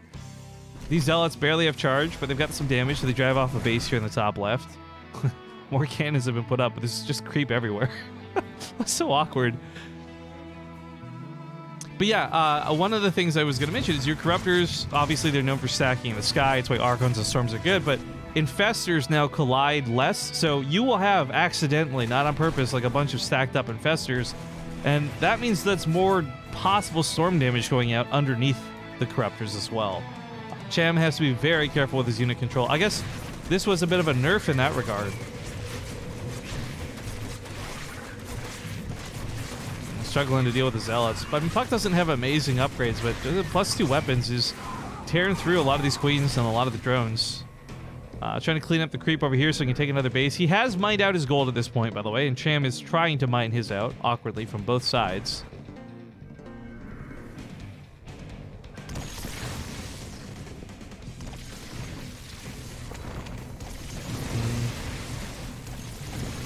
Puck with the range on these Tempests. I gotta say, like, double zoomed out. I'm sorry, guys, just so we can keep an eye on what's even happening. But the range on the Tempest is really just letting him pick fights. I mean, whether it's grabbing a unit for free, at some point Cham breaks and he snaps and he goes for the engagement. Kind of like he's done here. He's gonna kill that mothership by the looks of it. No, recall goes off instead. Oh, he will barely get the mothership on the recall, though. Still, I'm a little disappointed. No time warps have been used so far this game. Not that I've seen. It could be that Puck doesn't know about it, however. One of the things we saw this morning with TY when we were casting the Olympic League was TY was 100% unaware that Ravens lost the damage on their anti-armor. He used one time warp? Okay, I'm sorry, guys. I totally forget zoning missing it then. But TY this morning, for example, he didn't know that the anti-armor missile no longer had damage to it, and he had gone mass void or mass Ravens, and he was throwing out like 100 anti-armor missiles, and they did nothing. Like, absolutely nothing. So, one thing is for sure, I'm not sure how much everybody knows about all the changes. I'm sure there are some ones that people have focused in on, but for Puck, for example, I'm a little surprised he didn't go for Disruptors. I think Disruptors are more powerful than ever in the version they've given them in the Balanced Test mod because they're kind of reverted to their beta form. Very, very, very terrifying units that would probably be pretty good in some situations like we're seeing here, but at the same time, Puck's put all of his focus in the sky, so why make a tech swap so drastic? More storms, though, are definitely going to be something he needs. He needs gas to make that happen. So this base that he's expanding to is actually very important. Both players are pretty much out of cash. One thing was Puck, for a time, had that really going well for him over Cham. You guys will notice, though, Cham has lost like 20,000 more resources than Puck. Puck is actually almost in a bit of a BM way taken one of Cham's bases down here, which it looks silly, but is really effective because this will... anything he mines from this base just steals away from Cham, who has already spent and mined out a lot of money.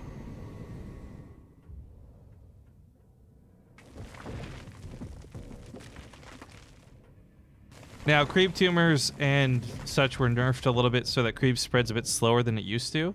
It's a little bit harder to get that front line of spore crawlers going.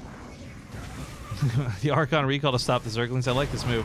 Big fungal growth on top of the army. Big storms, though, on top of Chams. This is going to be a desperate fight. We got plenty of transfuses going out, but I don't think it's going to be enough. The Void Rays are powering through. The Corruptors start falling apart, but then the Void Rays have to somehow deal with the Hydras. I think that's where the cannons come into play. I like that he pulls the Tempest back as well, using their range to their advantage. These Hydras should never be able to land a single shot on top of those Tempests. Cham may have just lost the game with this engagement.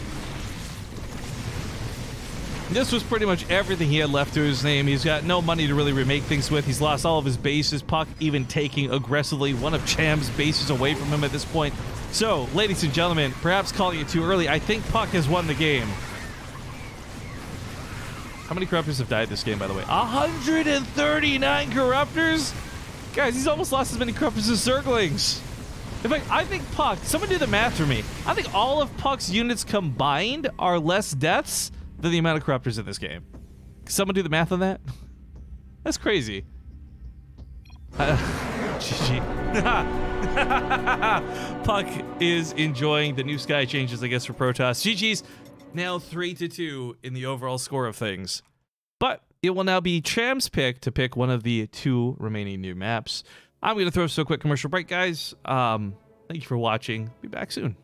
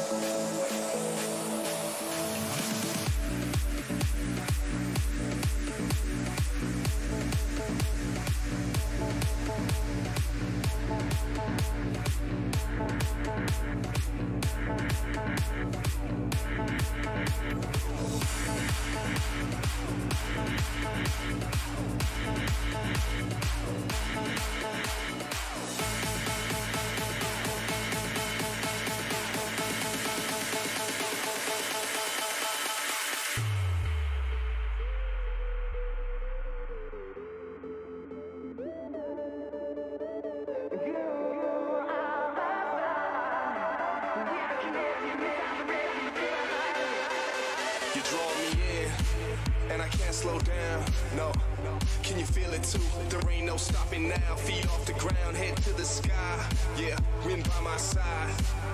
You in my vision, directly we collide.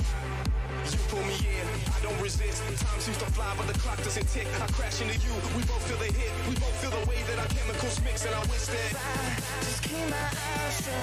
Maybe this time will be enough. So I need the dark. Without you here, I wouldn't never see the stars. I'm headed for you. Put on the gas. I'm coming straight at you, no looking back.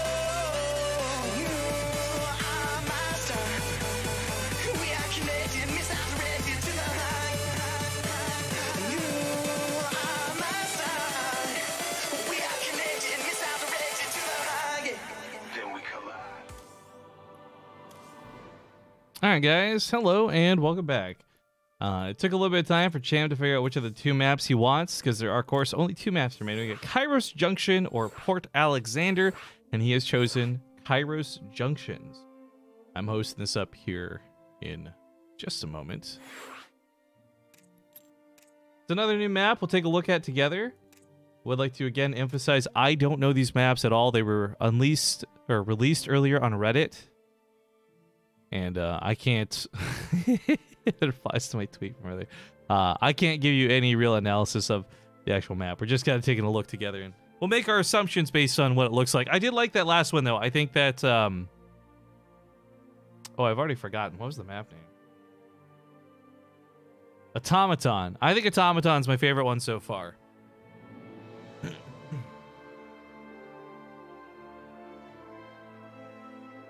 Both players are ready. Let's hop into it.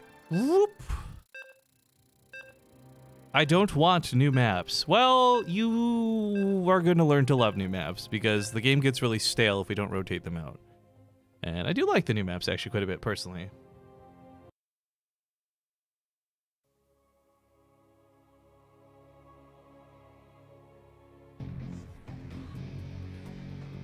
All right, keep in mind, still not a best of anything. It's just $20 per map win. It's 3-2 at the moment. This guy, unfortunately, only has 2. In the top left, we have the the orange Protoss Puck. Big oof on that. In the bottom right, we have the blue Zerg. It is, of course, Chammy. Course. Guys, my mouth is falling apart on me here.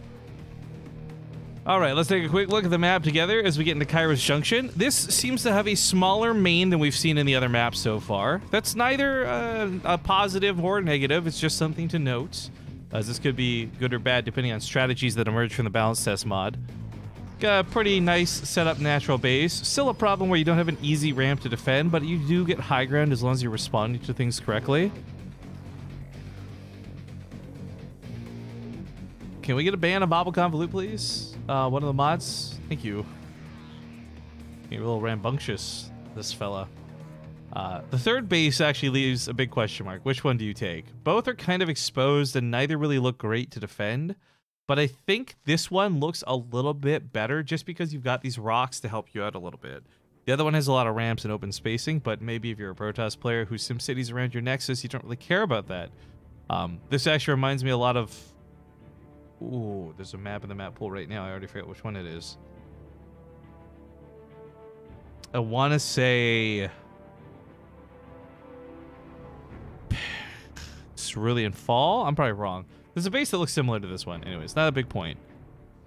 It's not unconventional. This looks more like a fourth base than the third base to me as you continue to come down this way. Everything gets more exposed the further out you are. This base is going to be obviously a little bit tough to pocket in, but you do have a nice little choke you can set up on either side. So I think as long as you're a player who's got good map awareness, any of these bases actually look totally viable to me as good expansions.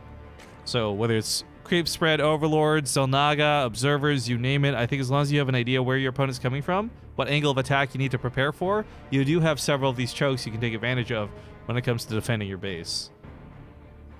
But it looks like none of those chokes will matter because Puck has decided he really likes the new air units, guys, and once again is pushing out a Stargate, which in the current version of the map pool might mean Phoenix, but apparently in Puck's version of the balance test mod means more Tempest play. And I guess, I don't know where you guys sit in terms of who's watching, who you're cheering for, whether you're a Zerg player or a Protoss player or what, but so far, like, 1 for 1, right? The Tempest did really terribly the first time they were in play, but Puck made them work better the second time around. Cham says, I like when you get creative. I'm actually really excited, though, because, of course, like I said, we'll do 7 games with these guys, and then we'll start rotating some out to get some games in, hopefully with Future if he's still around. I should probably update him. Hey, if you're still awake and around on map 6 out of 7 after game 7, I'd love to get you in on some of this.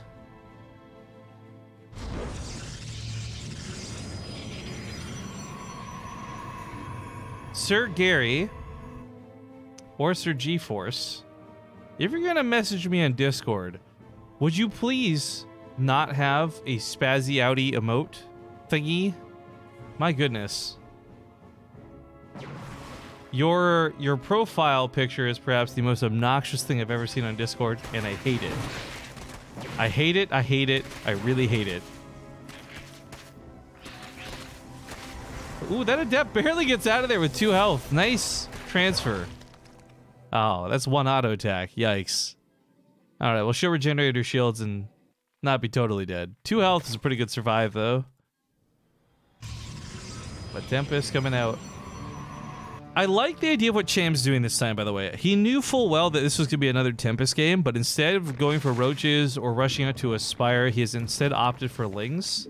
I think one of the things we saw in the first iteration, it's not game 1 of the series, but in game 1 of Puck using Tempests, was he had a lot of trouble keeping up with the flood of units. Tempests have great damage, they have great range, they've got really bad rate of fire. So spamming and flooding Zerglings is not a bad idea at all. If he banally busts through the front wall and just floods Lings afterwards, I think Puck will die. But still, it's kind of cool. I want to see some like hashtag Roddy builds. The fact that the Tempest can one-shot a drone but not one-shot a SCV really changes things up here.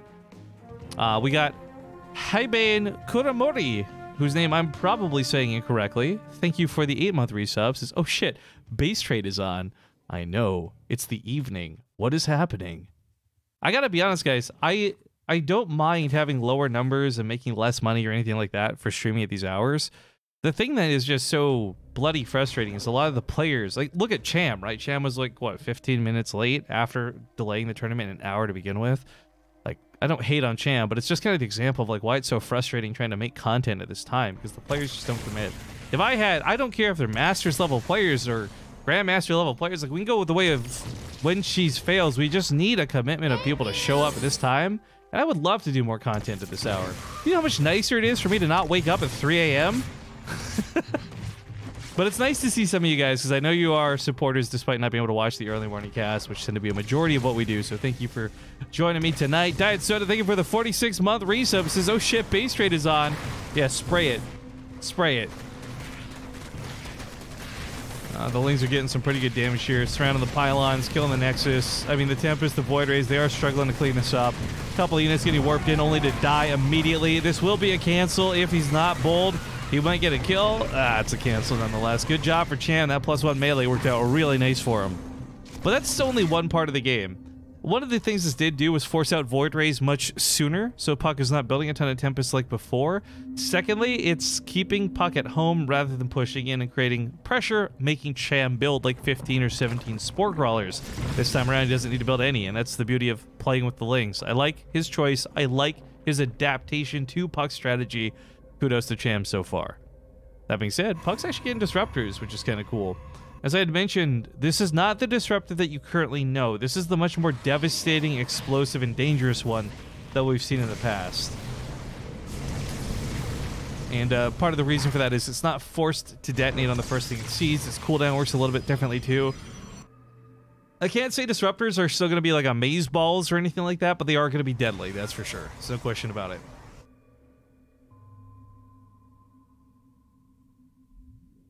As the Lynx continue to roam around, we'll note that Puck is still doing everything he can to defend that third base. But he has not really transitioned out of air. He's in fact still investing into it. He's got +1 weapons behind this, and I like the idea of a couple of disruptors. I'm just not sure how much he plans to invest into this, because disruptors are not going to be units that require really any upgrades. You could argue maybe they want to warp prism with speed, but other than that, like, they're just going to be raw damage on the ground, which will help deal with lots of Lings, for example.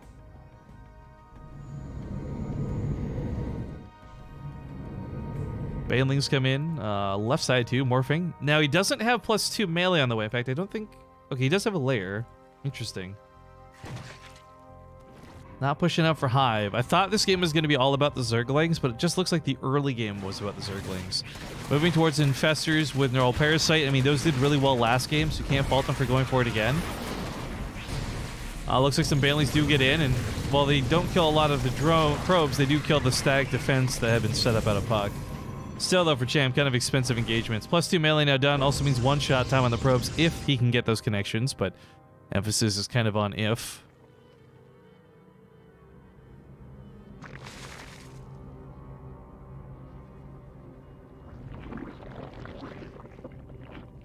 Yo, so, look, I know we got a rule on the channel about no politics, and I'm going to suspend that rule for a moment, so mods, if you're listening, please don't ban anyone for responding to the question I'm about to ask, but I see everyone tweeting that the Democrats took the House but not the Senate. Could someone explain that to me like I'm 5 on account of the fact that I'm Canadian and don't really understand how the American government system works?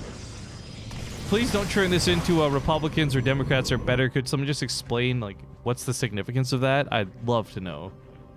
I could always Google it later or catch up with like Philly D tomorrow or something. I'm just curious about you guys. If anyone, if this is their passion, if they happen to want this moment to shine.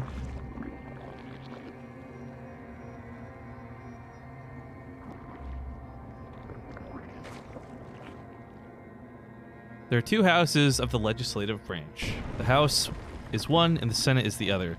2 senators per state. House is based in smaller geographic regions. Okay, well, I know that part, but like, this doesn't take power away from, like... Well, I guess I'm not going to say anything because I don't know what that means. Okay, Diet Soda says the Senate is a flat 2 representatives per state. Yeah, well, that makes sense. It's a flat Earth. Why would they be round? That makes no sense, right? I'm following you.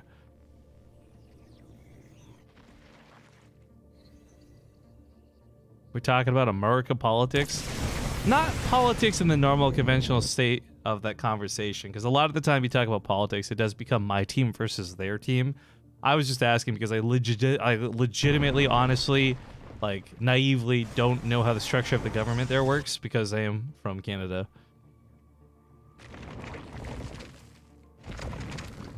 I know that there was a big deal with this whole, like, there's a caravan coming from Mexico or something. That's all I really followed over the last few months. I don't know much about much, guys. I mean, I like to make shots fired just because I hate how goofy the world has become with Trump as president, but I don't really follow that stuff very closely at all. But while I'm not going to read all of this, I kind of think I get it now. You guys have all basically said the same thing in many different words, so thank you for filling me in. I appreciate that a lot, actually.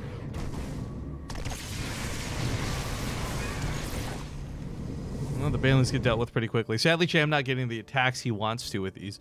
I'm actually really excited to see Puck get full use out of these disruptors at some point. He's still pumping them out as we speak. And I don't know if this has actually been hidden from Cham. Like, if Cham doesn't actually know about this.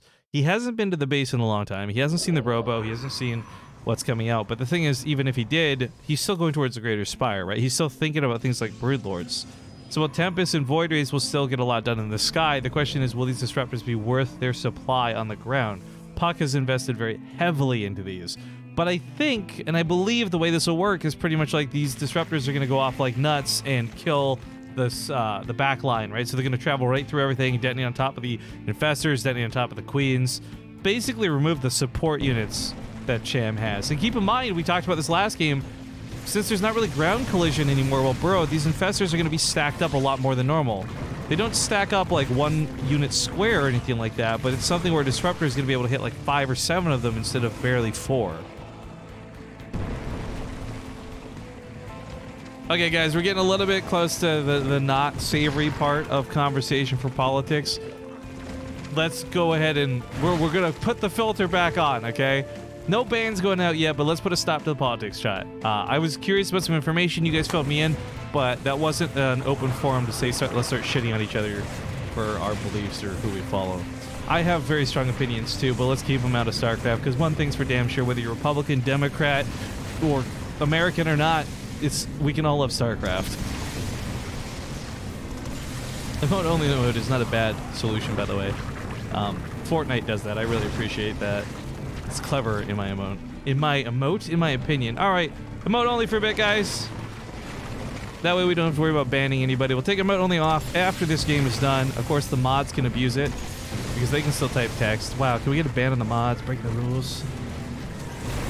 Ooh, these disruptors are getting some good shots off, by the way.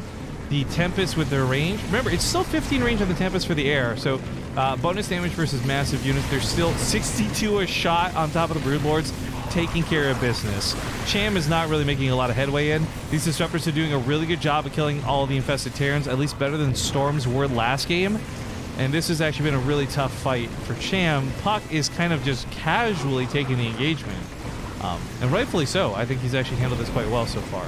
Still, though, losing and bleeding out some units, a couple of abducts here and there. He doesn't quite have the air armada that he had before, but he's got a lot of storms in his back pocket still available. So if there's any big pushing, it's going to get stopped. Feedback on top of the Viper's is not a bad move either. Still a lot of queens and infestors in that back line, too. But a little bit awkward as he's forced to get up and fight. Oh, the mothership does get grabbed. She's going to try and recall, but that recall does not get out of there in time. I think Puck missing the Q there, that would have been a great time for 2 time warps, I think. But Panic is as Panic does, and Panic switched subbed earlier, so there's that segue. But freaking out a little bit. The infested Terrans are burning through all this energy. The Disruptors are pretty much all on cooldown constantly. The Nexus does finally fall. A couple of assimilations. They're successful as the Tempest get grabbed there by the infestors. But ooh, gets freed there by the Disruptor shot, only to die shortly thereafter. All kind of an awkward situation at hand here. Puck looked like he had control, and it looked like the Disruptors were kind of a bamboozle move, but they're falling off now. Saw this Dub comes in with that 57-month resub. Dub, I wish we had more time together. I still think one of my favorite memories of all time is going to the underground Korean barbecue place with you and getting carded. Not having acceptable Canadian ID. Thank you for the 57 months. I hope you had a great time at BlizzCon, dude. I'm not sure what those Disruptors are aiming for. It doesn't look like anything. The Zealot attack at the top right's kind of nice. Overall, there hasn't been that many worker deaths this game, though. This has been an army versus army fight, not really a economy versus economy fight, as it were. But Dune pick off what he can, where he can. Players trading out. Cham's got a really impressive bank going behind this, too. Like, his mineral and gas count is pretty nice. These Disruptors get grabbed. It's a little bit dangerous to do that because the Disruptors could always fire a shot off too after getting grabbed, but looks like he's focusing them down pretty quickly to prevent that from happening. Bear Dragon 64, lowercase f, capital case D, am I right? Hi Graham. Thanks for casting 2 amazing players. Brandon and Pablo.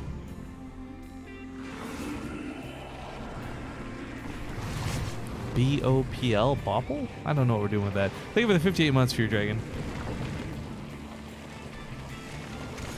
Scorpion Warriors is very glad to see you heading towards Homestar Cup B-Stream hype. Hell yeah, dude. Super excited for it. Wait, Diet Soda disabled emote only mode? How are people typing? The game is not over, and I believe the instructions were emote only mode until the game was done. Who am I about? Am I about to unban a motherfucker? Am I about to unmod a motherfucker? Emote only. Fired? No, we'll put it in emote only mode. Actually, the chat's being really good. I probably shouldn't put it on emote only mode, but I actually really like emote only mode. So bring out your emotes, guys. Show me your favorite emotes. Who's your favorite streamer? Convince me to see a cool emote and go like, wow, I should subscribe to that person. Like, hey, do you guys, for example, like the red emoticon we have? Or maybe you like the blue emoticon we have? Personally, I'm a fan of the red emoticon. Ace red? Although Ace blue looks pretty good too. Oh my god, Diet Soda, what have you done? Is it a blue screen with red stripes, or is it a red screen with blue stripes? That looks amazing. Alright, cannons are doing an okay job holding the line. The Broodlords, actually, one thing Cham did earlier that I want to see him do again was he was attacking his own units to start a Broodling army before he actually had the fight begin. Because Broodlings and Broodlords are going to just overwhelm eventually. We got Infested Terrans in that mix too. Puck is finding struggles. You know, it's one storm to take out a whole chunk of Infested Terrans like that though. So when they're clustered up like that, it's really nice. He's got the cooldown of the Disruptors to fall back onto. So many cannons on both sides for him to just keep running back to, actually. Oh god, the Infested Terrans deal a lot of damage to air. It's 14 a shot. So doesn't really care about the armor upgrades. Just blanketly a lot of damage. Loco's emotes are so goofy. Low aim is like a really good one. What is C's booty? Oh god, TOS. Red versus blue. No, yeah. Hey, Diet Soda, no politics. First you turn off emote only mode, then you start spamming party colors. Ay caramba, dude. Ooh, that's a lot of spore crawlers just went down. Puck's in a tough spot though. Cham has done a great job of taking over the map on the backside of this. Like, Puck has a really powerful army. But while this has gone on, like, look at all that creep, look at all the bases. Cham is just taking control of the field, while Puck's been kind of forced into a corner. That being said, though, Cham has expended a lot of his energy, and we're getting close to this point where he might not actually be able to fight. The thing is, though, Puck, without an Oracle casting Revelation, there we go, he can't see that. Now he'll be able to see, wait a minute, that's a lot of low energy infestors. No longer this mysterious amount of how many things are in the ground. Storms blanket everything they can. Those Corruptors getting damn low. Festers are throwing out some of the Infested Terrans too. Ooh, not enough for any really transfuses to stop this. But this is like a time thing, right? Like, Puck for sure has the damage to keep trading. He's got the range to grab a free unit here and there with these Tempests, but the time it takes to reload and kill another, Puck has made, or excuse me, Cham's made like 3 more Corruptors to replace the one that died, right? So it's a tough spot to be in. Got some more just Infestors actually get caught there by the Disruptors. Nicely done here out of Puck. This game, that actually scared me. I'm not gonna lie, I jumped on my seat a little bit. Solid stuff. Think of it, 300 bits. Bringing Zombie up into the cast. I really do want to take this moment to flat out advertise, though, since it does look like we're kind of not really at a stalemate, but at a slowed down part of the game.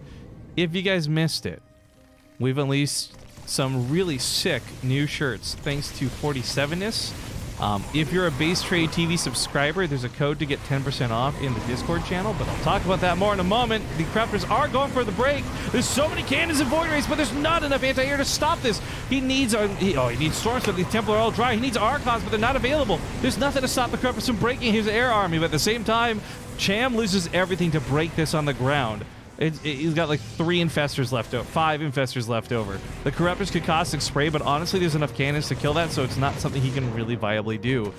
But anyways, I'm spamming the link there in the Twitch chat, guys. If you want to check that tweet, it's got the details. There's a US version, there's a North American version of that shirt. If you guys want to take a peek, I think it looks fantastic. But like I said, if you are going to buy one, make sure you use the code as a subscriber. Don't tell anybody what it is. But go to the BaseTradeTV Discord, get that subscriber-only discount code, and make sure you get it for as cheap as you can. It's a good-looking shirt. I just want a BaseTradeTV tee I actually want to wear. What do you mean? What's wrong with this one, dude? This is great. Especially if you find someone at an event that's wearing the Artosis, like 3 Llama shirt. Dude, you guys would match. It would be perfect bro moment. I'll share the code as Ratatat. I should make a Ratatat code that's like a negative discount. Like if you apply the code Ratatat at checkout, you pay like an extra $2 or something. I've never done a discount code before, so it's totally like a new thing. I don't even know if it'll work properly. I really hope it does though, because that's something I would love to be able to do, like offer people who subscribe to the channel discounts on merch and stuff. But it's another topic for a little bit later. I just wanted to throw it out there so before I forget. This game, though, is continuing to draw on much longer than I expected. If CK Walsh is still tuning in, we might not be able to fully utilize all your cash tonight, dude. On account of the pacing of these games. But this has also been really interesting. It's pushing the maps to its limits. We're in the late game for Protoss. We're seeing Puck and Cham actually adapt to each other really well. A little bit of payback here, by the way, as Cham takes Puck's base this game instead of the other way around like previous. This one is a printed black square and a non-black shirt. Wait, is the shirt not black? I thought it was black. Do I need to go back and fix that? I can always take it down and repost it. I thought I picked black, though. Wait. What? I actually like the idea, too. Akuma was suggesting we put the word... I gotta actually... Let me ask you guys this. If I did go back and redesign the shirt, right? If you guys say you don't like this one. Akuma was suggesting we put just BaseTradeTV, like the text BaseTradeTV on the back of the shirt. Is that something that you guys care about? Ooh, that was a nice disruptor grab, by the way. That could have possibly killed a lot of Templar. That's something Puck's gonna have to watch out for. Zealot to clean up the Spore Crawlers on the bottom side of the map. Both players running out of cash the later this game goes.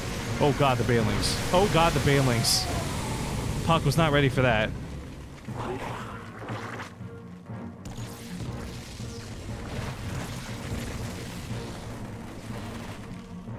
People can't vote because it's emote only mode. LOL. Alright, take emote only mode off. I forgot. Because the stupid mods have been abusing their talking privilege. Wait, it's not emote only mode. How are other people talking? Wait, it is emote only mode. Okay, look, you guys are free. I don't know what I'm doing anymore. I'm gonna be honest, guys. I don't know fucking how does this work? What's Twitch chat? Where am I? Who am I? Oh my god, I can talk again. Welcome back to the world of the text, ladies and gentlemen. Alright, we'll revisit the t-shirt topics here in a little bit. For now, it does look like Cham's winning this game, and Puck just doesn't have the money to keep up with what's been thrown at him. And it's not about free units necessarily, it's just about the bases that we're taking. Like, Cham has literally prevented Puck from getting past 4 bases. This is so tough for him because he needs a base down here. He needs a base over here. He needs a base over here. Like, he just needs something to work with because Cham is this, like, incredible mineral bank that's just not going to be beaten. Oh my god, the counter storms! He neural parasites a Templar and he storms all of Puck's army. It's basically like a sick-ass EMP. There's no shields left on any of these zealots. The Broodlord should be able to push through this pretty easily. The Corruptors get on top of this. The Void Rays helping melt the units on the back line. Puck has been broken. Ladies and gentlemen, GG's get called and Cham. Ooh, takes the game. Not looking too bad. But keep in mind, we still have one more to go through because this was like an every game played scenario. Why is Puck not making carriers? Have they been nerfed? Yes, to the point where nobody will make carriers. I guarantee it. They are just so bad right now. What's this? No Reman says, being a fresh streamer who is just learning Twitch and already has... What are you talking about, dude? If your account wasn't made 2 years ago, I would have banned you on the spot. I'm gonna assume you actually just phrased that question wrong. Anyways, let's get this mod hosted. Balance test mod. Port Alexander, possibly, no, definitely the last game in this 7-map series. But like I said, we're gonna try and grab Future afterwards to get some tear and mix into the equation. So let's. I should probably explain to them what my plans are too. So give me a sec. Yo, the BaseTradeTV logo on the back of the shirt. That could be cool, yeah. I mean, to be clear, I'm not making these shirts like. I made the price. If you guys look at the shirt prices, I actually took the price down significantly just because I want to get the shirt out there. If it costs more and I make less for a profit margin, that's fine. I'm not really looking to make money off the shirts so much as just make some cool merch that you guys would like. So I may look into that diet soda. We'll see how much it increases the cost of things possibly. But I'm going to explain to the players what my plans are. We're going to go to quick commercials. It's been 30 minutes since the last one, so sit tight. 2 minutes. Be back soon.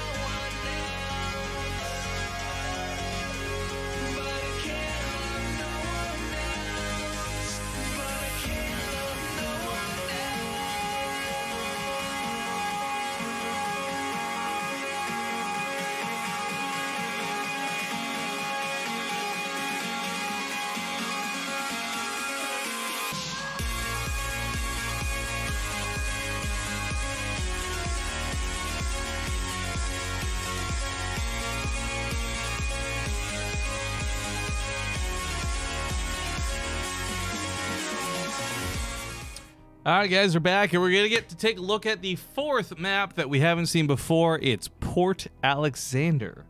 Players are ready, so let's just hop into it. Like I said, we'll get a future in for some games after this, too. Sometimes you wanna go Where everybody knows your name.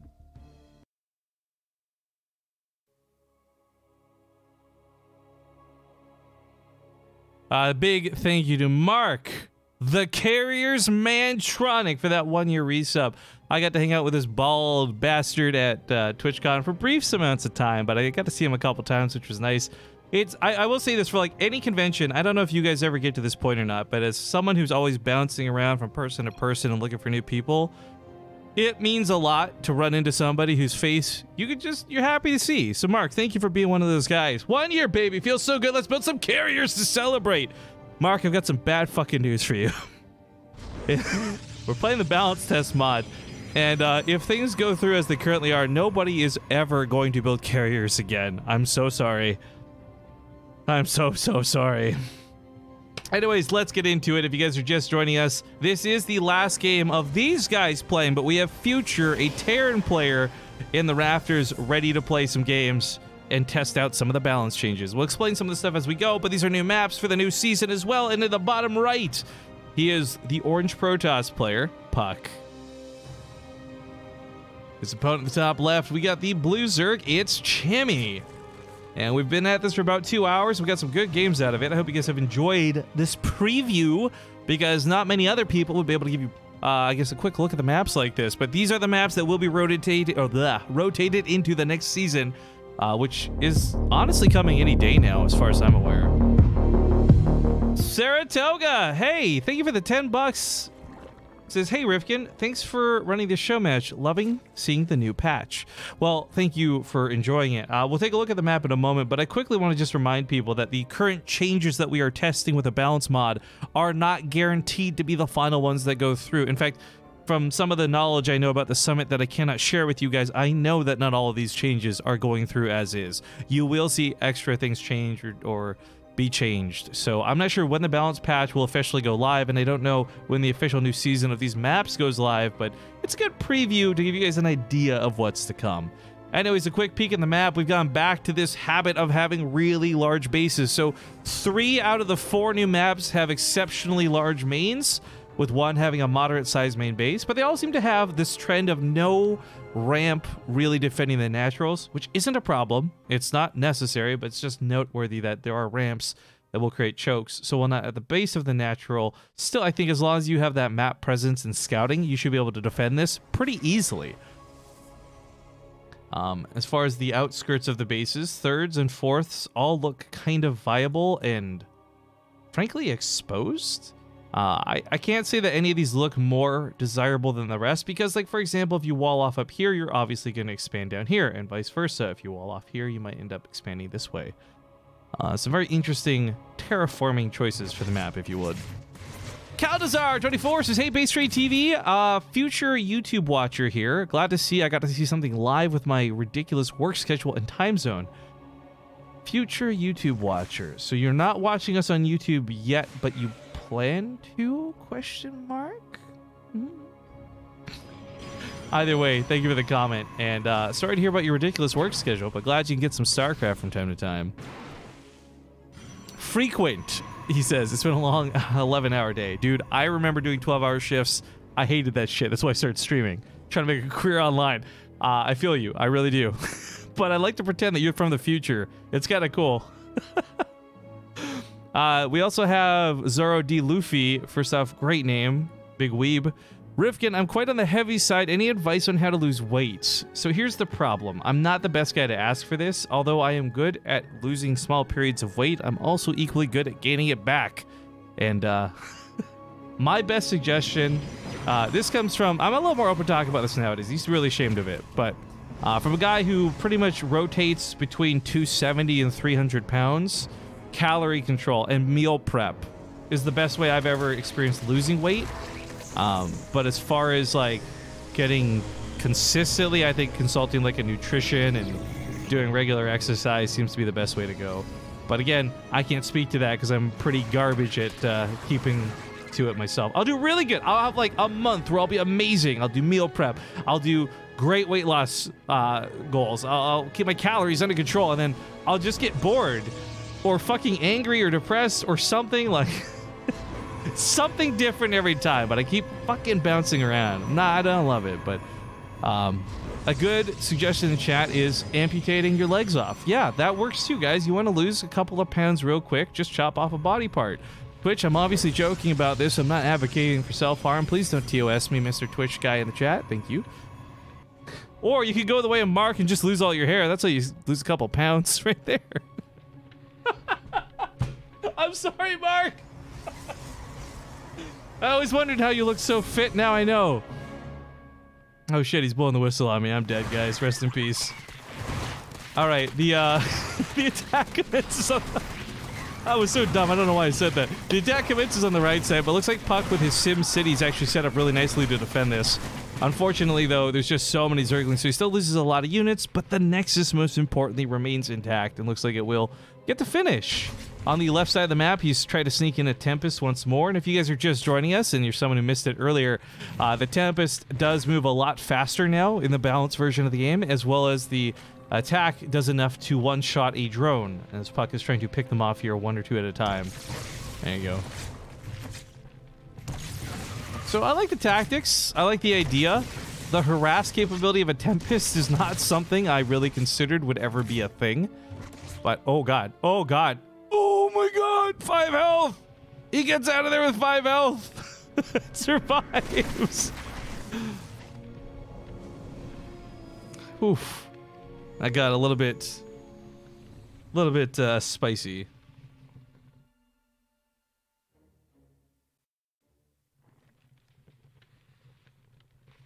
I have to respond to something. Let me just follow the Tempest around for a moment. I'll have to check this out later. I'm being a garbage human being by responding to your DM while I am streaming. I'm also totally dictating. I spelled dictating wrong. Fuck. Dictating my reply to you instead of casting. All right. When somebody you really like DMs you, you gotta reply, guys. Anyways, what's going on here with the mothership comes out. We talked about the time warp changes. If you guys don't know about this, we haven't seen a lot of the action, but that bubble still remains. The time warp, the slow affects the attack speed now, not just the movement speed of the units. So I really think there's a lot of cool potential that the mothership can do with that. 50% attack speed slow is incredibly, like, it just kills the damage of a lot of units in this game. A lot of units that rely on very fast attack speeds for their low damage. In fact, it'd be really cool to see how they affect things like Hydralisks and Marines, more importantly. Rifkin sliding into those DMs so smooth, like he doesn't even stop casting, right? If I just... My logic is, look, I've gotten this far in 6 years, just speaking confidently but not actually knowing what I'm doing. I feel like that's the secret here. People are like, Rifkin's a bad caster. I'm like, yes, that's true, but I'm a confident speaker, so come at me. Or in fact, don't at me, whatever your preference of a reply might be. Anyways, that's a lot of stealth zealots. The zealots will, of course, be really good, but that's where the Bailings come into play. If Cham can get the Bailings on top of the zealots, it's going to do wonders. If he can't, then it's going to suck. The Hydras will go down very quick. It's a really tough situation because there are going to be force fields to help protect this, not to mention the possible time warp. But, ooh, a little bit awkward. Looks like Puck lost some workers on the other side of the field to a run by. Those Lings come in. The ramp does end up coming. We got this time warp hitting the majority of the Hydras. Cham is going to sit in this. Oh my god, their attack speed is actually just destroyed by the time warp. That being said, he still cleans us up with the Banelings. The mothership, of course, was protecting for a small period of time, but the Banelings don't need to see what they're attacking. They just need to explode on top of it. You guys are also seeing that new transfuse animation. Like we said, it's 75 of a heal right up, straight up. Then it's a 50 heal over 7 seconds. That's that little plus healing sign you guys are seeing. As someone who plays a druid in World of Warcraft, it's basically rejuvenation, but I can't reference that because not all you guys are cool nerds that play WoW.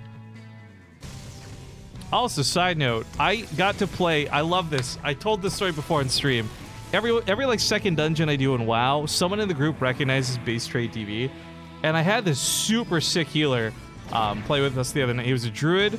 Dude was like one of the best healers I played with all expansion, and he was like nerding out about me being the real Rifkin. Fuck, that's a good feeling. Anyways, the fight comes in, full collapse at a Cham. The mothership is going to go down. Unfortunately, she cannot kite away to safety. The Archons will fall with this. No pickups out of that Warp Prism because she's dead too. And Puck loses everything. This, I'm not even sure if this is the tap out or not. This, man, this Tempest is still alive. This thing's been going at it. Regrowth, not rejuve. I was just testing people, G-Knuckle, okay? Are you like P-Knuckle's long-lost cousin? Don't you... Can we ban this guy? Don't call me out on my shit.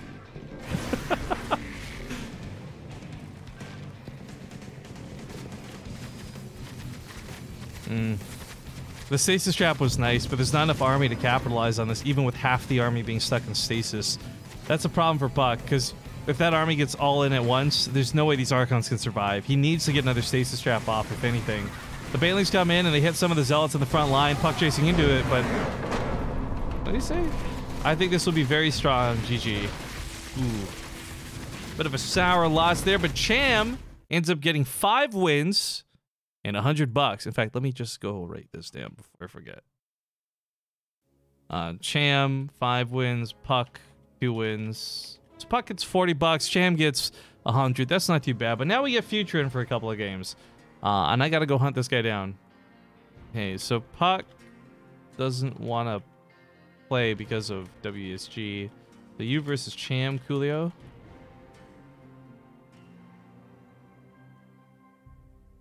For those who don't know, WSG is coming up this next weekend, and apparently Puck and Future are slated to possibly play each other, so Puck has opted out of playing against Future. That's okay. We'll still get some TVZs to test out, and I'm hoping Future's one to go battlecruisers. I got to see some battlecruisers this morning out of TY, and I was very excited I was not let down, but I don't want to do any spoilers. You just got to watch to see how it worked out.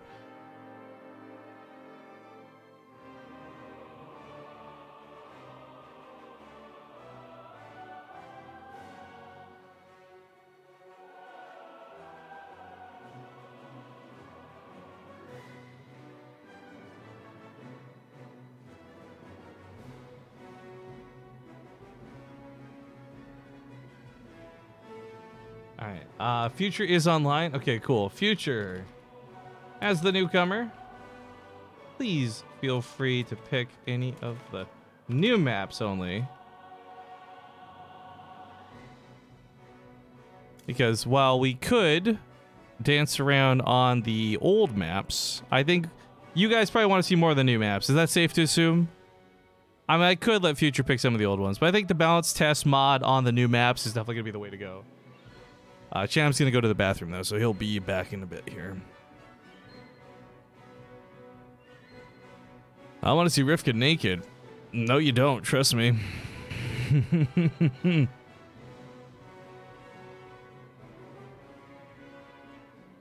I look forward to the VODs. Oh, that's cool. If you missed it, that's sad, but it's okay. They'll be good games. You'll see them up on YouTube eventually.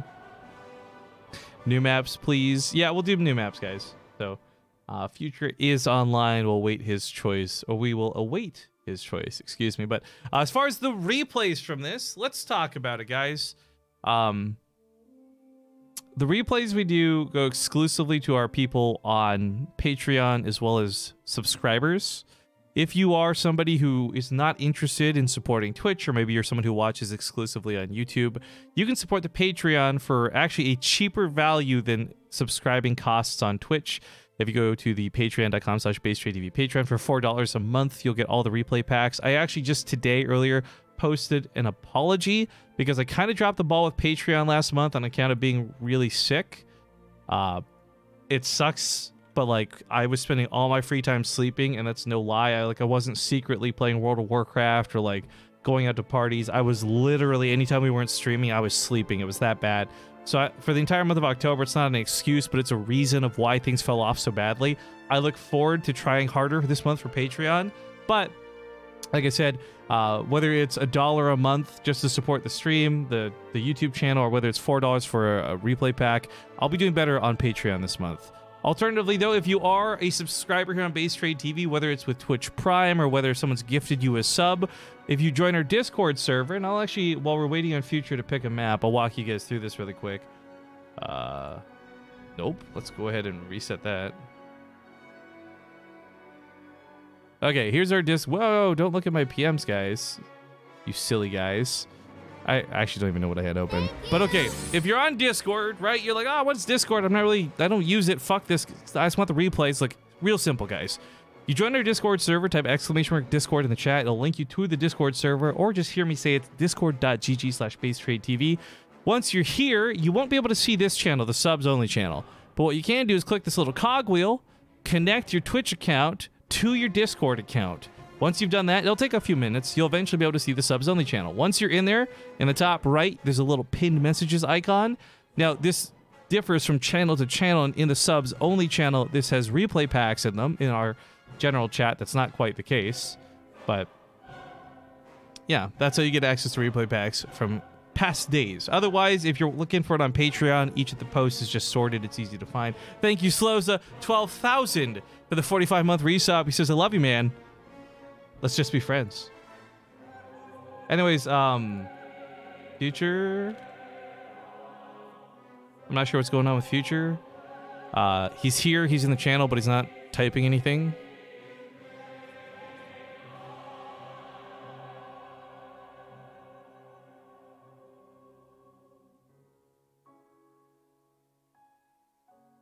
Oh, he was typing in the wrong channel.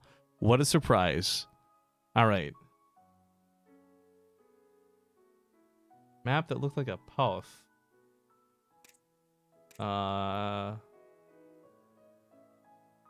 Kairos or Automaton? I don't...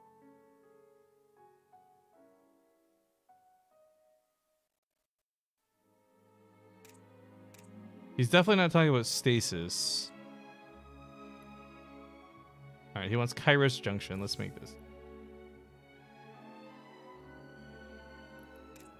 All right, so let me go change the title of the stream really quick because now it is Future versus Cham.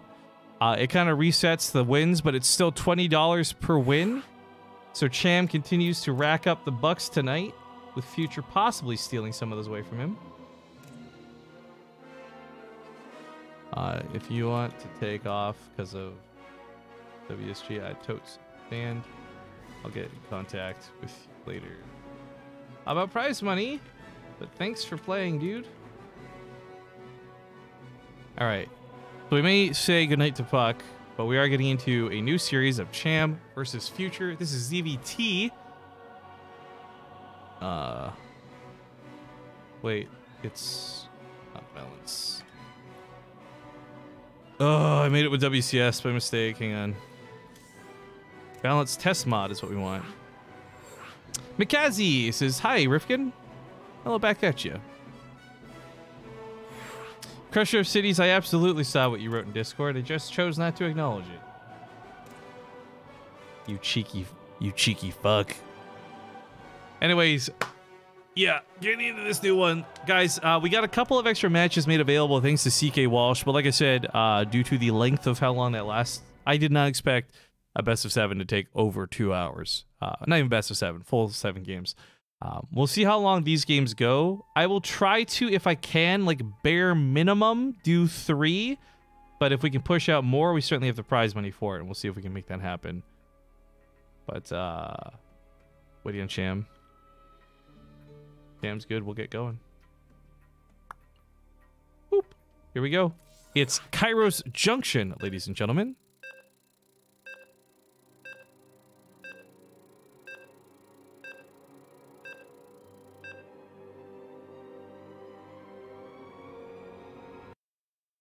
Coming off of that sweet, sweet caffeine high. Oh, I got a little bit left. See how far that last sip takes me. But okay, ladies and gentlemen, not a best of, but at least 3 games is what our challenge is going to be. It's map 1 between these two, and for the first time tonight in the top left, we've got the yellow Terran player Future. His opponent at the bottom right is going to be the red Zerg, Cham. Are you sponsored by G Fuel? No. At the moment, I don't... What do we have for sponsors? We don't really technically have sponsors, I guess.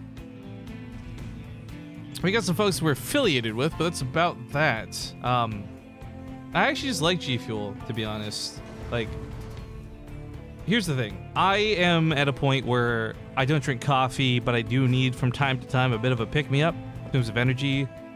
And I don't like... I used to drink a lot of Red Bull. I used to drink a lot of Monster. I still do from time to time, but honestly... The problem I get is, like, even if I drink the sugarless or the sugar-free versions of those drinks, I still feel like I get a pretty hard caffeine, or not caffeine, just a pretty hard crash afterwards. But with G Fuel and Sneak, because we were sponsored by Sneak for a little while last year, but between Sneak and G Fuel and these kinds of things, they don't have the same crash.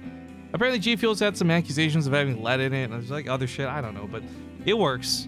And I'm here for a good time, not for a long time, so what can I fucking say? Anyways, Future comes into the ring as a Terran player. There have been some major adjustments to Terran in the balance test mod in terms of what's going live. One of the really big things that we're going to be looking for here, though, is the Cyclone. If you guys missed it, the Cyclone has basically been reverted to its Legacy of the Void beta version. It's incredibly powerful. We'll talk about this more. Oh, I don't know why you think you're welcome in the chat. Go away. I don't know how many times you gotta ban somebody or just like tell them to leave before they get the hint, but this guy.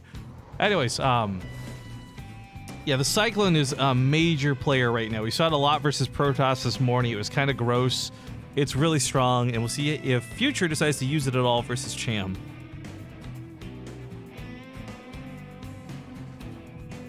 That one guy says I was watching YouTube BaseTradeTV. Cool, that he came here, I guess. So hello and howdy. Anyways, as far as the other things, you guys have seen already the Queen Transfuse has been tampered with a little bit, but I don't think there was a lot of Transfuse-based fights anyways with ZVT. Maybe some of the Hellbat pushes. Ooh, trying to deny the base. Nice moves here out of Future. Gets into body block. He's trying to keep the drone from getting the extractor shots off. Nice kill on that worker. Well done here out of Future. Oh, hey, Diet Soda just gifted a sub to that 1X guy. Hey, dude, guess what? Now you get access to replay packs and things like, well, hopefully more discount codes and other things in the future. So if you're not already on the Discord server, make sure to go ahead and join it now that you get the options back. I say back because if you had them and lost them, I mean, get the options, period. Anyways, Reaper dies in the main base. Future did a pretty good job being annoying with it, but on top of the topic of cyclones, which by the way we don't seem to see get pushed out, they cannot be reactor built anymore, which is another part of this. So you can't spam cyclones. Their health has been tweaked from 180 or whatever it was to 120. They're much more fragile, but a lot more glass cannony, and they can kite too, which is cool. The lock-on ability can target ground units once again, and it's very, very powerful. But oh, please, Future, please be rushing a battlecruiser. He starts a fusion core up right away. I'm actually getting really excited for this because the battlecruiser received perhaps one of the biggest overhauls and a couple of the nuances to it, but you guys got to really, really go read the details because I will explain this poorly, I'm sure. Is A, it can move while shooting now, so it's like a Phoenix, but it can hit the ground, which is nice. 2, it's had the random attack delay between its shots removed, so now it's consistent damage, which is a higher overall damage in terms of like consistently attacking the same targets instead of randomly attacking the same targets. But on top of that as well, it's had its actual damage tweaked to compensate this, so it's kind of all over the place. But oh, Cham is not going to get the scout on that fusion core in the back of the base, and there's not really anything you can do to blind prepare for this, as it is going to be a battlecruiser getting rushed out of Future. One of the other really big things about the battlecruiser they tweaked, though, was they did realize that in giving it so much damage, keeping it with a really powerful Yamato cannon could be a problem later on, so they nerfed the damage of Yamato cannon. I believe now it only does 240 damage. We'll see when the battlecruiser gets out live. So it can still one-shot a lot of units, but it doesn't do as much as some of the bigger units. Things like Ultralisks and what have you, but...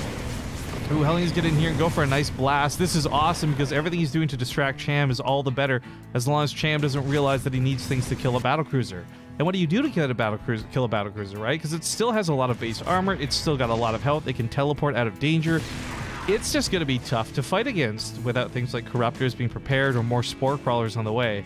Now, I'm making all this hype about it, but let's be clear, it's still just one battlecruiser, so enough Queens and Spore Crawlers should be able to take care of this.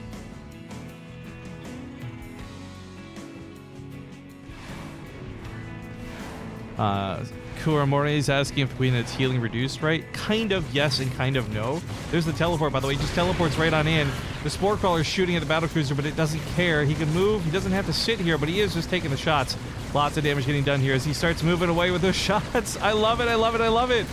But the Queen heal has been changed. It's not necessarily been reduced per se, but it's been kind of cut in half in the way it heals, and they don't stack with burst healing the same way it used to.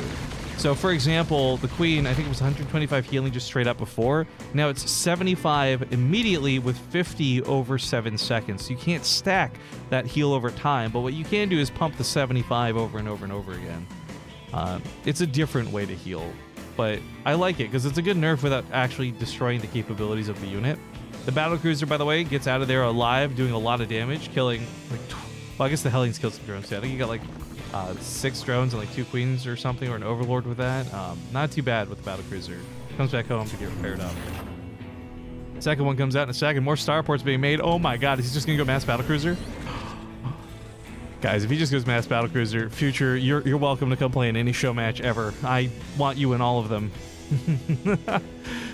Jay Craig in the chat. What's up, dude? Jay Craig's one of these big homies I got to hang out with at TwitchCon. It's really nice meeting him. Big friendly giant dude.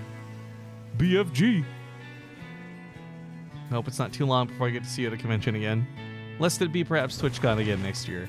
Anyways, the battlecruisers come back for round 2, and that move and shoot thing is not to be undervalued. It's going to be really hard for units that have an attack stop animation like Hydralisks to chase these down. Queens included in that list, and let's not forget the Yamato cannon. Like I said, it's 240 damage. It's still a lot of damage, even though it was toned down a little bit. We'll still take 2 Yamatos to kill a Spore Crawler, but that you can, of course, move and shoot, so Spore Crawler's like whatever. More Yamatos coming down to pick off the Queens. I mean, the damage of the battlecruiser is really nice. This is trouble for Cham. I don't think he knows what to do, guys. Part of this, too, is really, like, Cham got caught off guard by this. He really did. Like, not scouting the fusion core, not knowing about the rush. I think that if this was, like, something in the meta and you saw people doing this all the time, Cham would be a lot more prepared for it, but this really came out of the woodworks. Remember, we just played several games versus Protoss, not ready for this. Big trades on these BCs, by the way. Huge damage done. 1, 3, 3, 7. Future, don't you dare lose another resource over the course of this game, because right now you're on elite status, boy. And he's doing it with battlecruisers. I love everything about this. The road just came down the south side. He's had to drop a couple supply depots. Battlecruisers are very expensive, not just in terms of actual minerals and gas, but also the supply costs to build them and maintain them. So, a little awkward. A couple of free Yamatas picking off some Hydras. Not too bad. Meanwhile, the Roaches do make it through to the natural base. This could be a problem, but he does have a couple teleports available. He can pull back from the front lines. Hopefully paying attention. He does pay attention. Oh, Future, I hate to say it, guys. Someone out there is going to murder me for saying this, but Future is playing better than TY did today. And I say this because TY was not making use of his teleports. He was being really complacent with his battlecruiser usage in general. Maybe you could say it's worse because he's losing a lot of workers on the other side of the field, but the damage done this game has been awesome. I mean, the units lost really just speaks for itself. 18 Hydras is a lot in the hole. It's crazy to consider, too, that battlecruisers couldn't really get the same effectiveness done in the live version of the game, and it has nothing to do with the move and shoot aspect of it. It's just that random attack delay can sometimes make the battlecruisers do no damage, and then sometimes they do a lot of damage. The more consistent damage makes them safer units to play around with because you know what you're getting out of it. But still a little bit scary when there's this many Hydras, and keep in mind half of these teleports are on cooldown, so he'll escape with 1 or 2 of the battlecruisers, but not all of these can get out of here alive. But oh my god, it won't matter if he just murders the Hydras. Holy shit, Future still not losing any battlecruisers so far. Perfect control, and it looks so broken and ridiculous.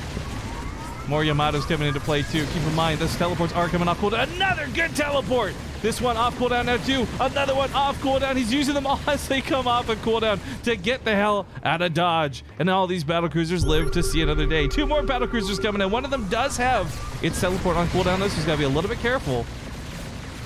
I think a big problem for Cham too is like he's doing not too bad in the upgrades, but battlecruisers have 4 armor with only +1 on it. Like that is hard to chew through, even with a lot of Hydralists, which, by the way, he doesn't have a lot of Hydras at all. The cooldown again! This kid is so good!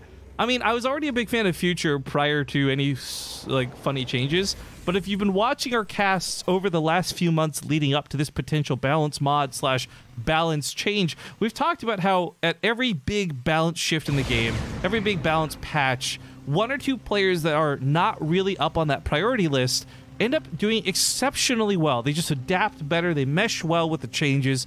It's their jam. And so far, so good. Future has got this, like, on point. These battlecruisers have got a ton of kills. They've not done 25, 19. Like, there's so many kills on these battlecruisers.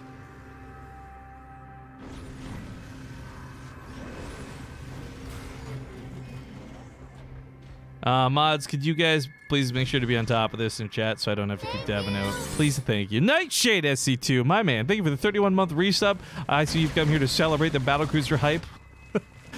Now, there's a lot of Hydras. This is getting to the point where Future's perfect play is going to be a lot harder to pull off. He dies in the middle of a cast of a Yamato again. A lot of these teleports are available, but his frugality here is actually costing him more battlecruisers.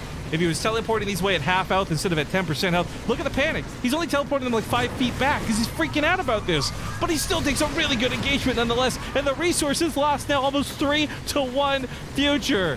Get out of there, man. Teleport. Oh, teleport. Oh my god, he's so good. 2 battlecruisers died. You know what? 2 battlecruisers for 79 Hydras at this point in the game is not too friggin' shabby. He's gonna lose a 3rd one here because I don't think he realized he had misrallied that one back to the front lines, but goddamn. Each of these battlecruisers costs like 400 minerals, right? On top of this, they're very expensive to repair, so you'll note that while Future has these incredible resource loss savvy play, he still has no money to work with, and he can't actually properly repair all of his battlecruisers at present, which is terrifying, actually. Why does the Zerg player refuse to make corruptors? Probably because he felt forced into the Hydras. I mean, to be fair, he was, but oh god, he's getting on top of Future before he's repaired up this army. This is so scary. He's pulled a lot of SCVs to try and repair this. These battlecruisers can take hits, but that 2-2 is still not done, and even if it does finish up in time, it's not going to save a battlecruiser that's at 80 health. Why don't repairs count as resources lost? That's actually a good question. I guess technically because it's not resources lost, but I would wonder if you spent 1,000 minerals repairing a unit over time, when that unit dies, does it accrue an extra 1,000 on the tab, or does it just record the unit? It might be one of those things that's just too complex and too minute because of how... Like, this is the most... The amount of repairing in this one game is probably equivalent to all the repairing we've seen all year in StarCraft 2. And holy shit, Future goes all in with that tactical jump. He goes to the other side of the map. He just launching Yamato cannons left and right. Everything here in the main base. He knows that Cham's going to be out of position for this. So he's going to do some hit and run tactics. He kills the Hive. He's going to walk out of the main. He's got no teleport. Keep in mind, he has to walk out of here. But as he starts walking away, he can run and shoot. The Hydra's trying to give chase. That battle cruiser with 6 health walks out of there. No, he does get taken down. But it's taking everything from Cham to deal with this. And it's not even really dealing with it. The all-in tactical jump was so sick because it caught a lot of those infestors and support units while they were on their own. He says, is this what Protoss... Just A-move late game units. Oh my god. This is disgusting. I love it in every way.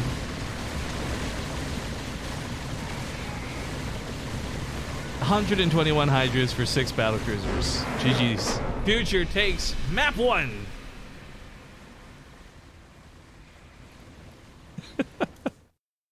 Oh, that was good and gross. And if you're a Terran player who's looking forward to the balance patch, well, if you weren't before, hopefully you are now.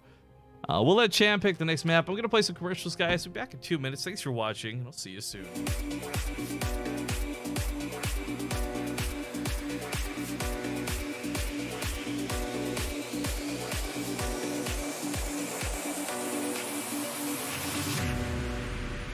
Sunlight begins to fade now, and I feel like I'm losing time, but I don't know how I'm here. The sunlight has turned to gray, and I feel like I'm losing love again. I don't know how I'm here. Feel your heartbeat. I could feel somewhere you're looking down. I could feel your heartbeat. I could feel somewhere you're looking down. 'Cause it's you I'm loving, and it's you that I wanna breathe. And it's you I'm loving, and it's you that I wanna need.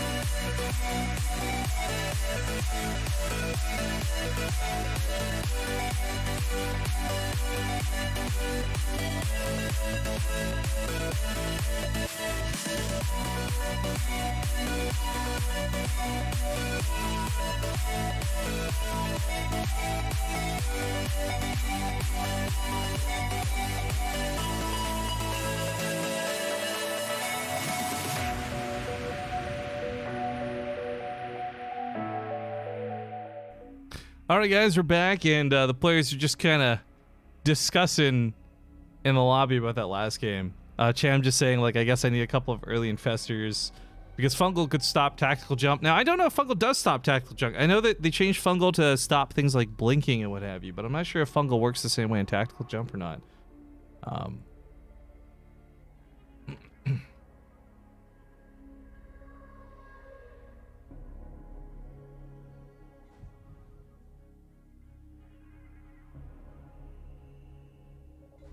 I just said I think there's only one way to find out.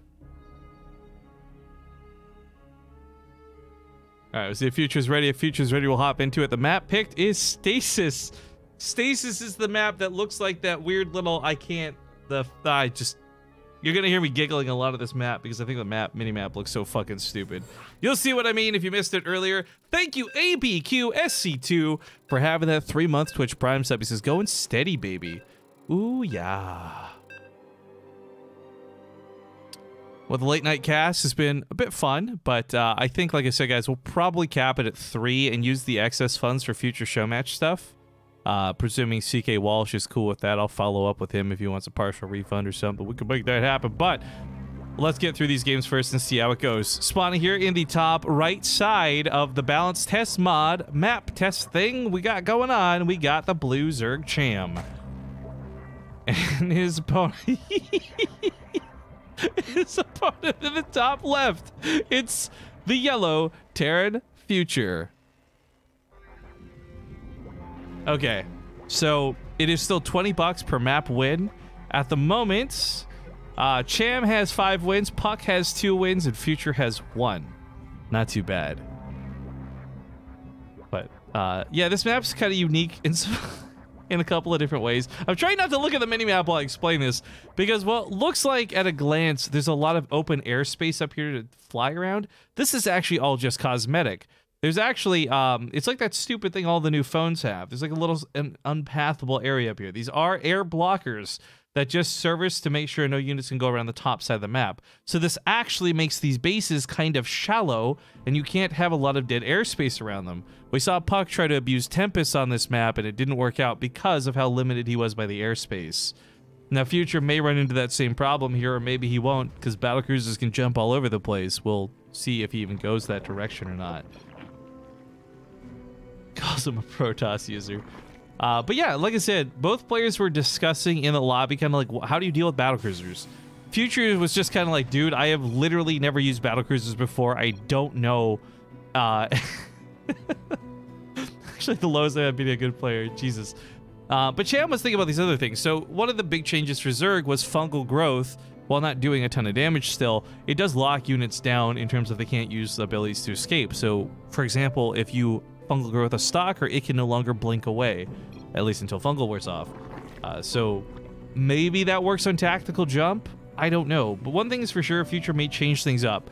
Because right now, in terms of like North American StarCraft 2 players, Future is actually one of my favorites. Like, there's still good players like Masa and others you don't see too often, but Future has been a rising star for a bit of time, and I got a big favoritism towards him because I've enjoyed watching his playstyle. And I think that I would love to see him experiment with more than just battlecruisers, but at the same time, we'll love to see him just meme battlecruisers for all these games.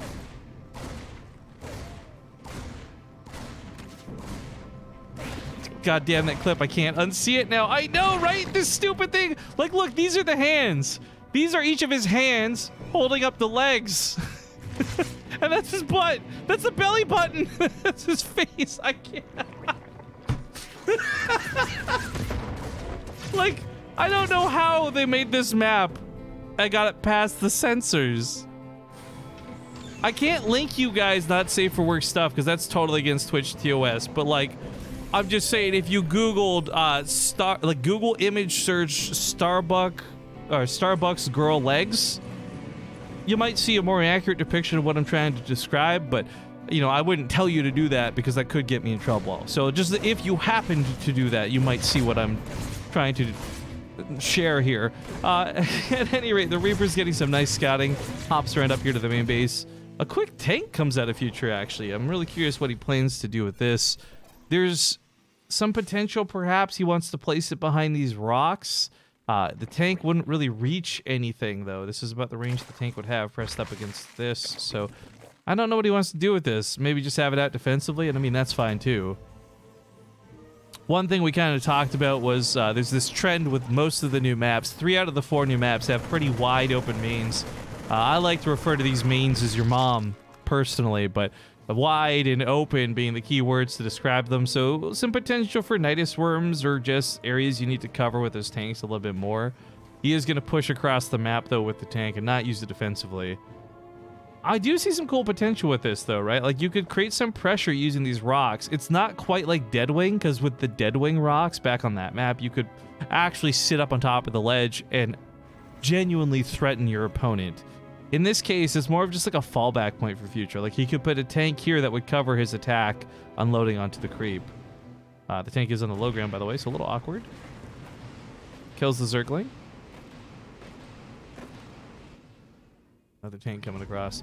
I'm not buying it. I just don't think that this is going to be that effective of a position to take tactically here, but I didn't see the rocks. Okay, well, Cham's now aware that there are rocks. And he's going to take some shots from the tanks, depending... This isn't really a point he needs to contest, though, and that's kind of the point I was getting at. Like, this doesn't threaten a gas geyser. It doesn't really get to the workers. So the tanks are just in a position that's a great fallback point for the Terran, but it's not really going to be able to push forward. So it's going to rely primarily here on the Marines to dance in. StarCraft 2 maps are a Rorschach test, huh? Well, this one is, that's for sure. Stasis.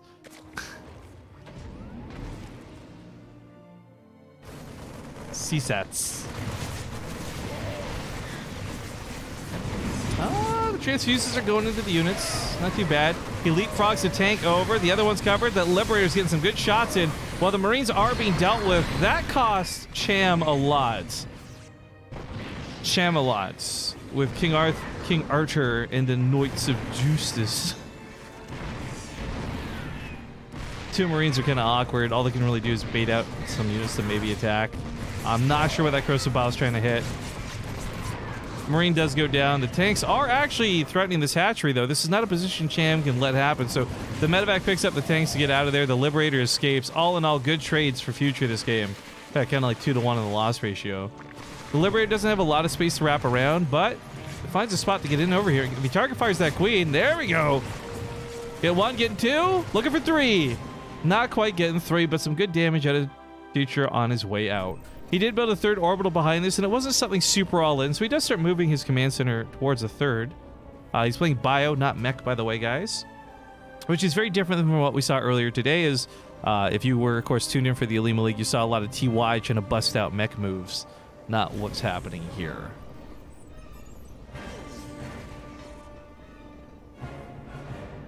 But the command center floats on over, and the SCVs do transfer. Life goes on. I actually need to look up something. Hopefully this won't make noise, guys. 1 second. Okay, it didn't. Good. Are you zoomed out of the map? Yeah, I'm zoomed out a little bit just so we can see a little bit more. I like to stay fairly zoomed out just because it's a new map and it lets us see some more of the design. I think with some of the normal maps, or once the map becomes normalized, it's more fine to stay kind of zoomed in like this. But personally, I'm just trying to take in all aspects of the map. Like, look for little things I don't normally notice, a ledge that, you know, players aren't aware of, or maybe they can accidentally walk into. Because it is a new map. Like, I want to be very clear, guys. These maps are not live right now, but Blizzard announced earlier today that these are going to be the maps for Season 4. Which means, by the way, these also might be the maps we see at Home Story Cup, so if I could go ahead and become an expert before we go to Home Story Cup, that'd be great. Also, I guess taking this time to let the few people who haven't already heard, I have been officially invited to Home Story Cup, and not to just cast on Take TV B, but BaseTradeTV will be the second stream. So we'll be doing full production over there, and I think it'll be some good times. I'm looking forward to it. It was a really nice surprise. I was not expecting to go. Home Story Cup hype. Yep. It's a very interesting base location, though, that Future has taken. I had talked earlier about how I would expect all players to kind of expand the way Cham has, but Future has done not that. I kind of like this and I kind of hate this, right? So by taking this base, you're more likely to have control over both of the watchtowers and also control over this funnel, so there's no straight shot across the map into your natural, making your thirds and fourths later more secure rather than this third one here. I'm getting a little complicated when I'm trying to describe something simple, but TLDR, I think it's kind of cool the way Future's taking the space, although I don't think it'll be a standard thing for anyone to do. I'm still confused as to why they suddenly decided to invite you, as great as it is. You won't be later. That's all I can really say for now. We got adrenal glands coming out of Cham, by the way. He is on Hive Tech. We've been paying a lot of attention to Future. Part of this is because of my inherent Terran bias, but part of it's also just been like we've been seeing Cham play all night versus Pug. I am really, truly intrigued to see how Future is going to play versus Cham. So be keeping a little bit more closely eyed here on the Terran. The attack comes down on both sides. Nice dual-pronged attack out of Cham. But the tanks hold their own for some good times. We got that fungal growth laying on top of the Marines doing some nice damage, but the medevacs here are more than enough to keep these units alive. We got Ultralists coming out. We should talk about how Ultras have another upgrade that make them even more powerful than ever. Or wait, shit, do they? Fuck. Is that summon information? Can someone confirm for me? Do Ultras have a second upgrade in the current balance mod? The burden of knowledge! Anyways, the Marines melt through all the current defense. This is looking pretty easy for Future so far. Yes, Ultras have a second upgrade. Okay, great, cool. So Ultras have a really sick speed upgrade. I will note that while I can't talk to you about it, that speed upgrade is going to get modified slightly, but not by much. So these Ultras are not quite chitinous plating, so they're getting melted, but chitinous plating is done any second now. That'll help out a ton, but losing, was it 3 Ultras? 2 Ultras before that's done. There's the anabolic synthesis. It's going to make the Ultralists move a lot faster and chase down these units better, so it'll be a lot harder to actually kite these things down. I like the speed upgrade aspect of this, though, but man, it is expensive, and it takes a long time to get to it, but man, I'm telling you guys, while I've never yet seen these in play, knowing how dangerous these fast Ultras can possibly be, I'm looking forward to this, but only halfway done with the upgrade. We'll talk about it more if it finishes up, and I say if because Cham is still taking a lot of damage from Future, but some corrosive bios to get out the tanks, hits some of his own Ultras, oh, not quite, takes out that Liberator, and a good defense out of Cham. Now, anabolic synthesis is a 10% off of creep move increase. It's, again, something to help chase down units that are kiting them, not something that's meant to make the Ultralisks so overpowered that you can't deal with them.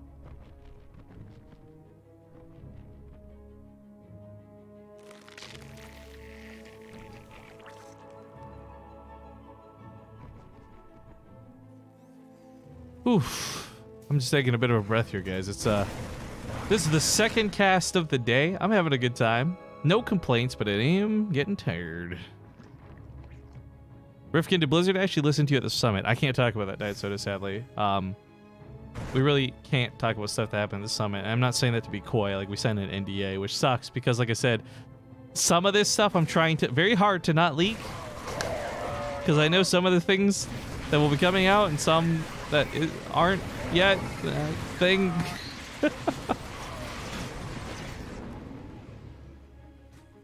When does the patch come out? We don't know yet, guys. It could be tomorrow for all we know. The problem is last year's patch, if anyone recalls back to it, there was a proposed time and then it just kind of hit. So it's one of those things where if a patch comes, I expect it to be usually on like a Tuesday. But we don't know. So keep in mind, all these balance mod things that we're watching, it's not guaranteed that any of this goes through. Changes will be made, etc. Rifkin, can you tank your Blizzard career and tell us what you think about Diablo Immortal? You guys won't like what I have to say about Diablo Immortal, though. I'll talk about that more in a second. For now, though, the attack at a Future puts that pressure on. But I just want to point out, there's like, look at this. There's like a little slipstream behind the Ultralisk when they move. That's like their speed boost, I guess. That's kind of cool. Anyways, there's a lot of fungals coming out, but there's a lot of goddamn tanks ready to take on this army. And without things like Lings to support the Ultras, they are getting blown away. The Ravagers, oddly enough, are getting priority targeted over this, but GG's get called nonetheless. And Future, now with 2 wins on the board, moves towards a map number 3. Remember, guys, it's $20 per win, not best of. So Cham can still get another $20, or maybe he'll end up dying here to Future. Hang on, I'll hit the collections tab. They made fun of me for this. I will say this. I brought up in a very serious issue that like the collections tab constantly gets in the way and takes so long to load that it interferes with things, and like I got laughed at and it felt really bad. All right, let's try Port Alexander for this one. Thank you. Mr. Boris Makarov, hey there, buddy guy. Thank you for the 52 months on that resub. Glad to have you back. But it was here's my thoughts on Diablo Immortal, right? First off, it was really awkward because in BlizzCon, there's like all these different convention halls, and each one's kind of dedicated to the game of its craft, right? So in the WoW section is where they do the WoW arena and all that stuff. The Diablo sections for, well, I guess Diablo isn't really its own section, but the point is Diablo is so far away, yet you could hear the booing in the StarCraft area, which was like not good. Because at the time, none of us had context clues as to what was going on. We could just hear booing. So it's kind of like, shit, something happened in another game, I guess. You know, like, but here's my genuine thoughts on the Diablo Immortal. Because I shared this morning in the Elima League, right? I actually objectively don't think there's anything wrong with Diablo Immortal. What I do think, though, is that Blizzard has lost sight of its audience, and more importantly, on how to convey stuff to their audience.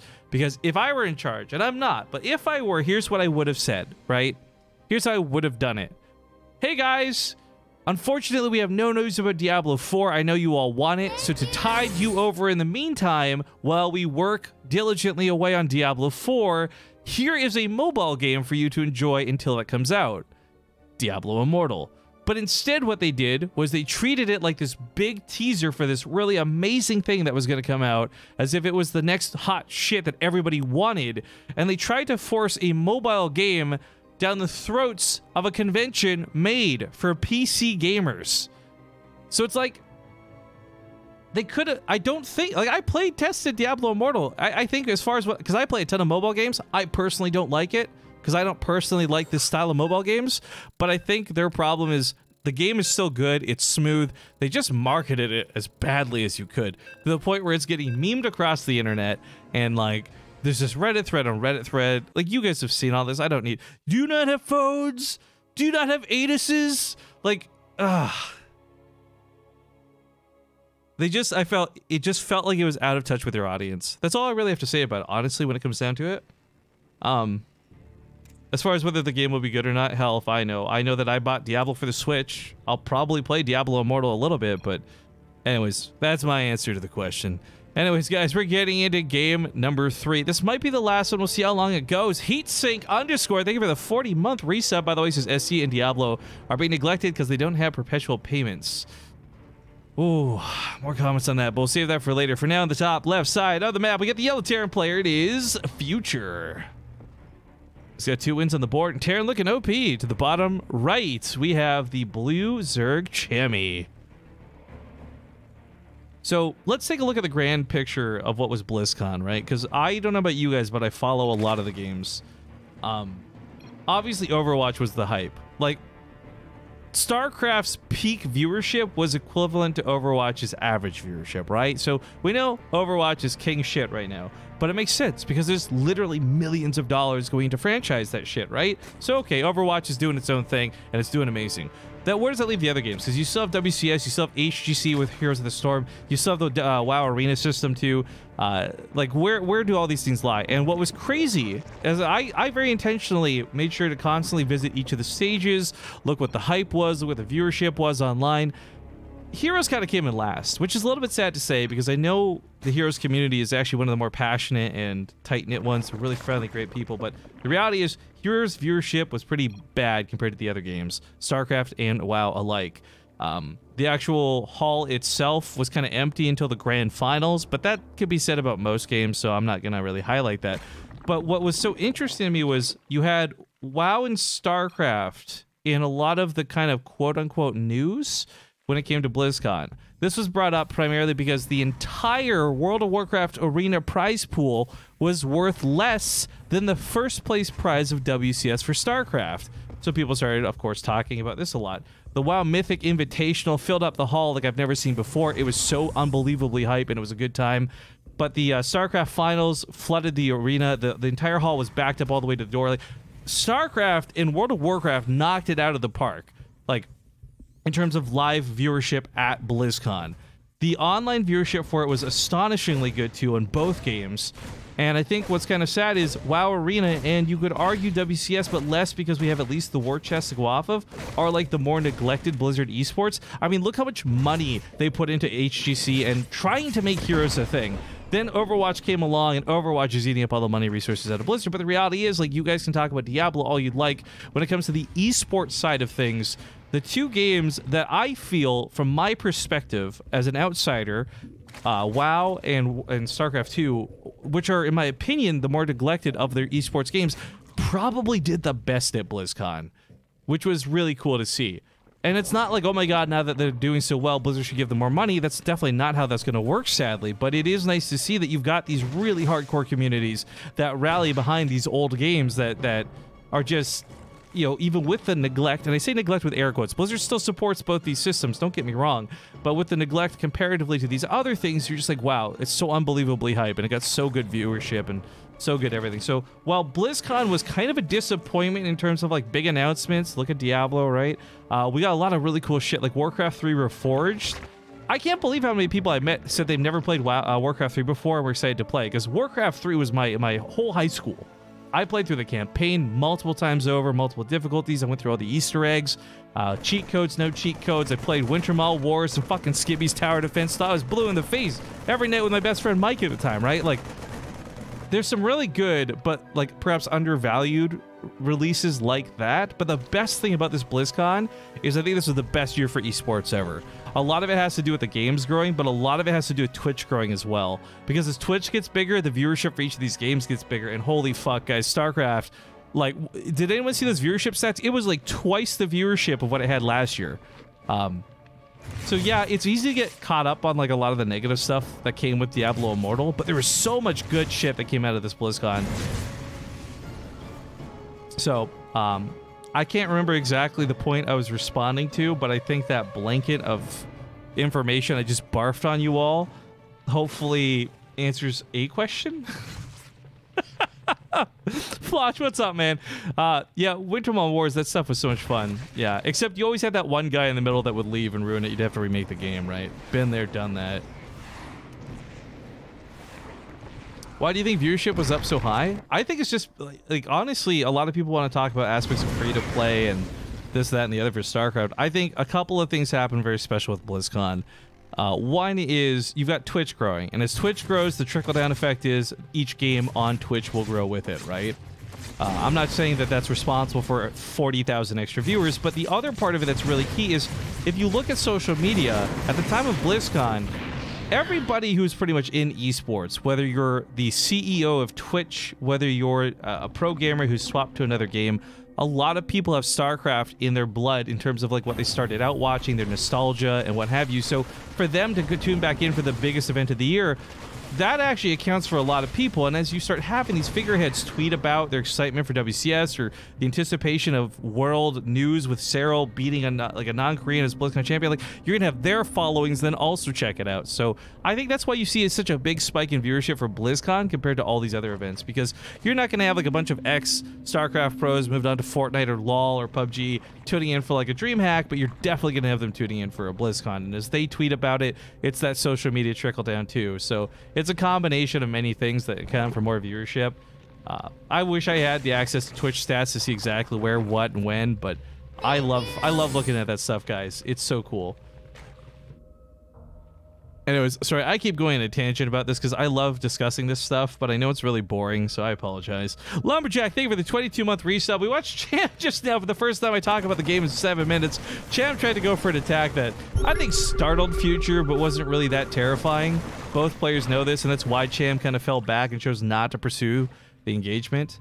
In doing so, though, it has allowed Future to get that third base set up very nicely, and he does have some pretty nice production with Bio behind it, so...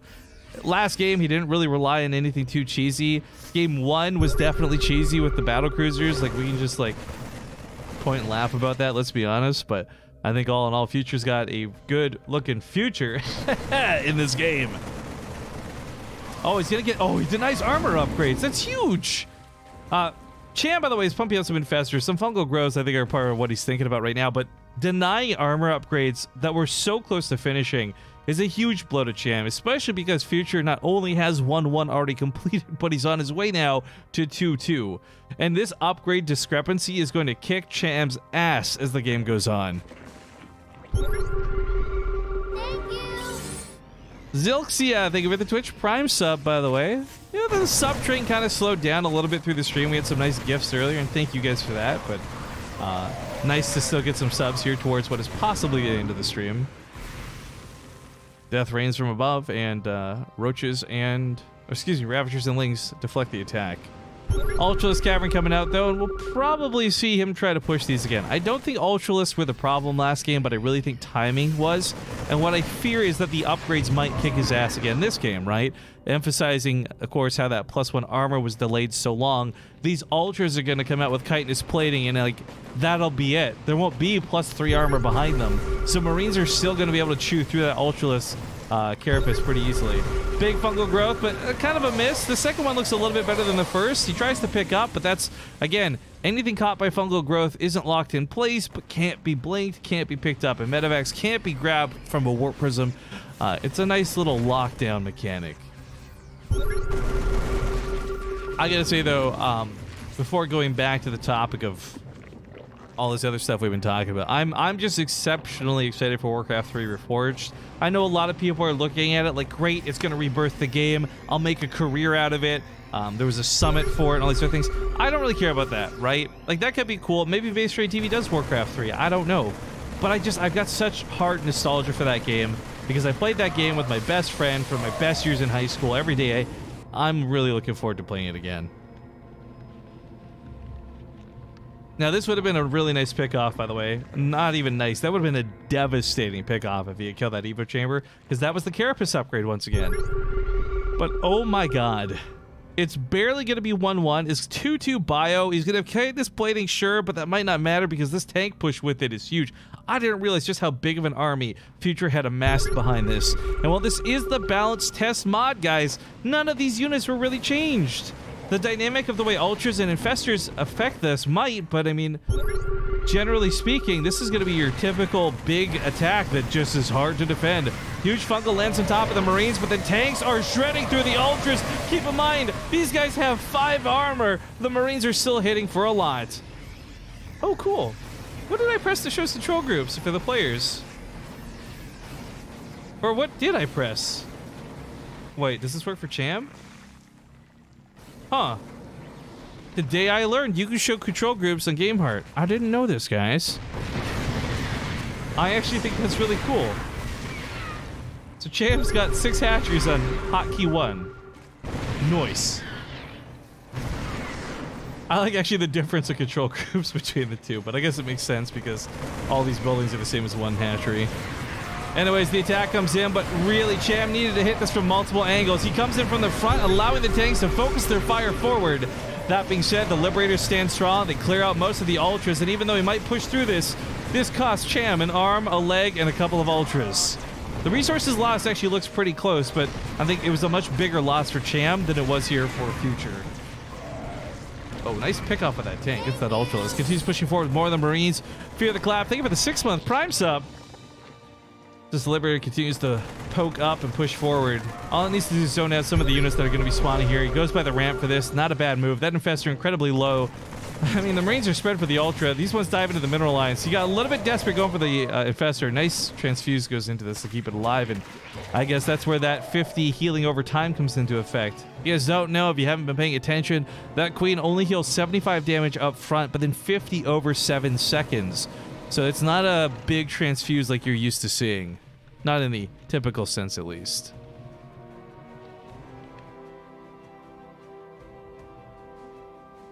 Yeah, at least the South just darting around.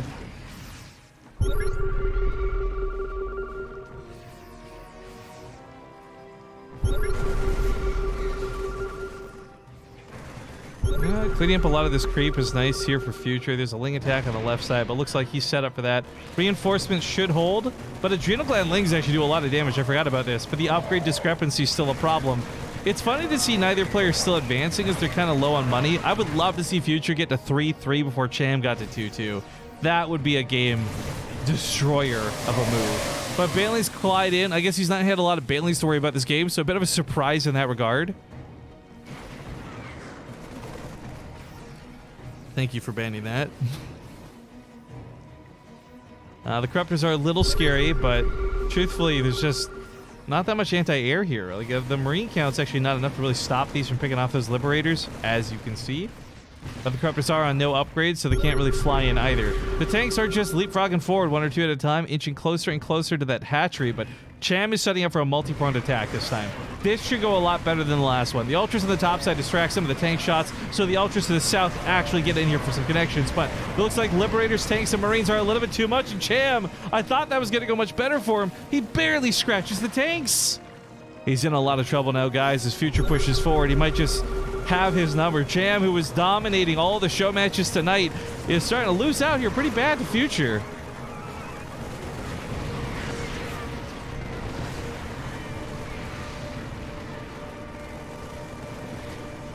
Now the hatchery's going to die for sure. I mean, this is another one to fall back to the south, of course, but Cham doesn't have the money to keep this up.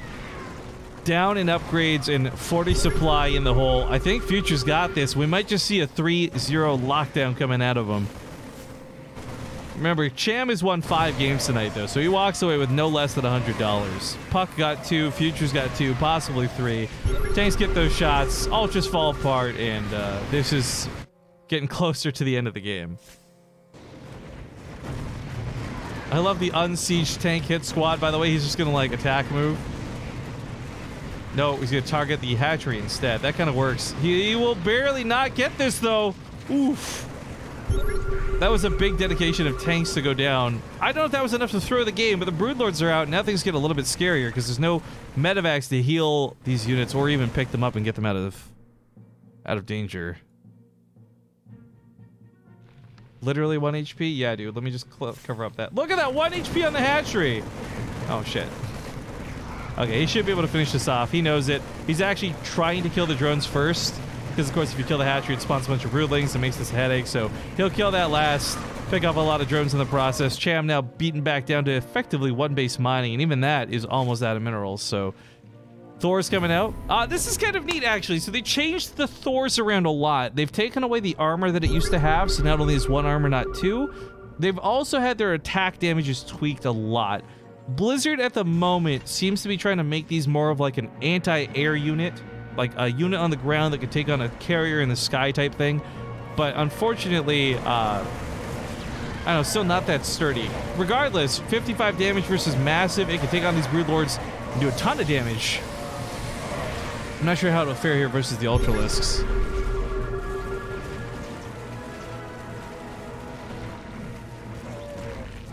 Yeah, Future's actually being pushed back. The Thor swap didn't work as good as he hoped, but I think the reality is what we're seeing. Like the main base floats on down over here. He's got a lot of SCVs. He's got a lot of money. So while Future's kind of messing around, it's because he can.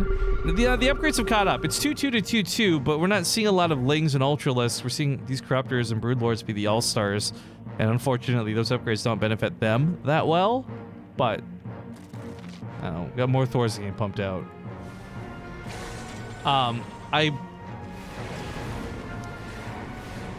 There's an anecdote I want to talk about, but it's from the summit, so it's better if I don't. But TLDR, like, Thors are in a very interesting spot with where they're taking them direction-wise. They also pretty heavily nerfed the normal attack they have, the not cannon mode. I don't remember what it's called off the top of my head. But those little rockets don't splash as much, so I think they're looking for ways to bring mutas back into the game. I couldn't say for certain, but the mutas haven't received a lot of changes. It's just units around them have been changed. Javelin missile. Look at that. We got some Passion Lords in the chat. Thank you, Crow. Crowley. Oh, Il Crowley. That's Crow probably, but Crowley's cooler because he's from Supernatural. I gotta say, with this weird line, this border struck down the middle of the map with high ground created by the entire thing too, I think map control is very important on this map. I mean, you could say that for any map, right? But I really want to emphasize, like, if you've got the high ground on this map, you're going to take any engagement in the middle of it. You're going to have the ramps to your advantage. You're going to have terrain bonuses. Like, there's just so much interesting terrain on Port Alexander. We've seen a lot of the maps so far, but I think, for me, my favorite two have been Port Alexander and Automaton. I don't know if you guys have personal favorites you've seen from tonight or not, but those two are definitely mine. Stasis just looks like a big meme map. I can't unsee it. Which key is the control group key? I don't know, man. I want to know. I gotta have to look this up because I like being able to see the control groups over here. I think this is really cool. I mean, maybe that's just me, whatever. But this is also not the WCS. This is the Game Heart overlay, which I think is superior personally, but I can't seem to convince Blizzard of. I don't know if you guys saw, though. I was so happy during the finals with Cyril and Stats. They were using the income graphs, and they were using the army supply graphs. I was really excited to see that. I felt like we were the only ones. This is probably going to be the breaking point here for Cham. Future's got double the army supply, and everything he has is meant to destroy Cham. This is going to be it for the Zerg. GG's get called, and Future takes 3 games in a row. GG. Guys, I think I might just wrap that there. Cham's been playing for like 4 hours at this point. He's probably exhausted. Future's got 3 wins under his belt. That's $60. That's not too bad.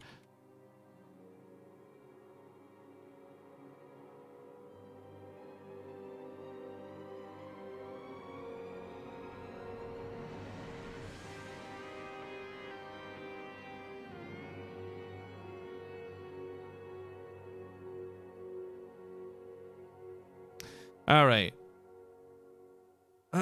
So we are going to have some leftover bucks from this. Like we said, CK Walsh had contributed a considerable amount of money to the prize pool to extend this and get us these extra games. But as I said, we're not going to be playing all of them out tonight. It's been a long time, and it's a double cast for me. I'm pretty fucking tired, I'm going to be honest, guys. So I'm going to end it here, but I will take the extra money, and I said it many times. I'll say it again to be transparent. I'm not looking to pocket the extra cash. We will use that whether it's for more show matches in this style, or maybe we just create a different once-off tournament we add to the prize pool with it. I mean, there's bucks left over. We'll make sure that you get more StarCraft 2 content out of it, and I'm not going to be just like going to McDonald's with it or something. So thank you guys for joining me tonight. I don't do enough at this time zone, I feel, because it's so difficult to get players to do stuff at this time zone, but I really genuinely do enjoy it. So thank you for watching. Thank you for joining. I hope you enjoyed the show tonight. I do have one thing to link you before I go, and that is the Take TV announcement things. You guys don't all seem to be in the know. Now, I gotta warn you, because I had said this before and I'll say it again, there are some pretty sad, pathetic responses to this. There's also some kind of mean-spirited comments on the YouTube video. It's the vocal minority, but I don't want to just ignore it, so, well, I'm not asking you guys to fight or anything like that. Just please, if you like content like this, if you're the type of person who wants to see me go to Home Story Cup and you want to see more cool stuff like this in the future, whether it's me or other favorite content creators, I beg and implore you, whether it's just as something as hitting the like button, retweeting it, maybe just actually writing a comment like I'm excited to see this, you have no idea the power you actually convey, even if you think you're a nobody. The content creators, whether it's Take TV or myself or others, like, we see so much negative all the time. You think your words might mean nothing, but they mean the world to us. So, I know there's been a lot of really nice comments about this. And again, me going to Home Story Cup is not contingent at all on the response. I do want to use this as kind of like a motivation and a topic to bring up of like, we need to get you guys involved more if you want to see more cool stuff like this. So I thank you guys for your support. I thank you all for your kind words. I thank you in advance for joining me when we head to Home Story Cup later this month. But as I said, that's going to be it for the stream for now. Unfortunately, our schedule is not really fixed up yet. We still have questions and problems of like when and where are we doing the Ting Open. It's been a headache organizing all this stuff, but we're going to close out here. So thank you guys all for watching. I'm going to end the stream with some commercials, find somebody to host. Have yourselves a wonderful evening. I can finally take off this jacket. It's a nice jacket, but damn, it's warm. Woo! Lumberjack, thank you for the 500 bits. Home Story Cup B-Stream hype! Hell yeah, dude. Hell yeah. Anyways, take care and have a great night, everybody. Thanks for watching.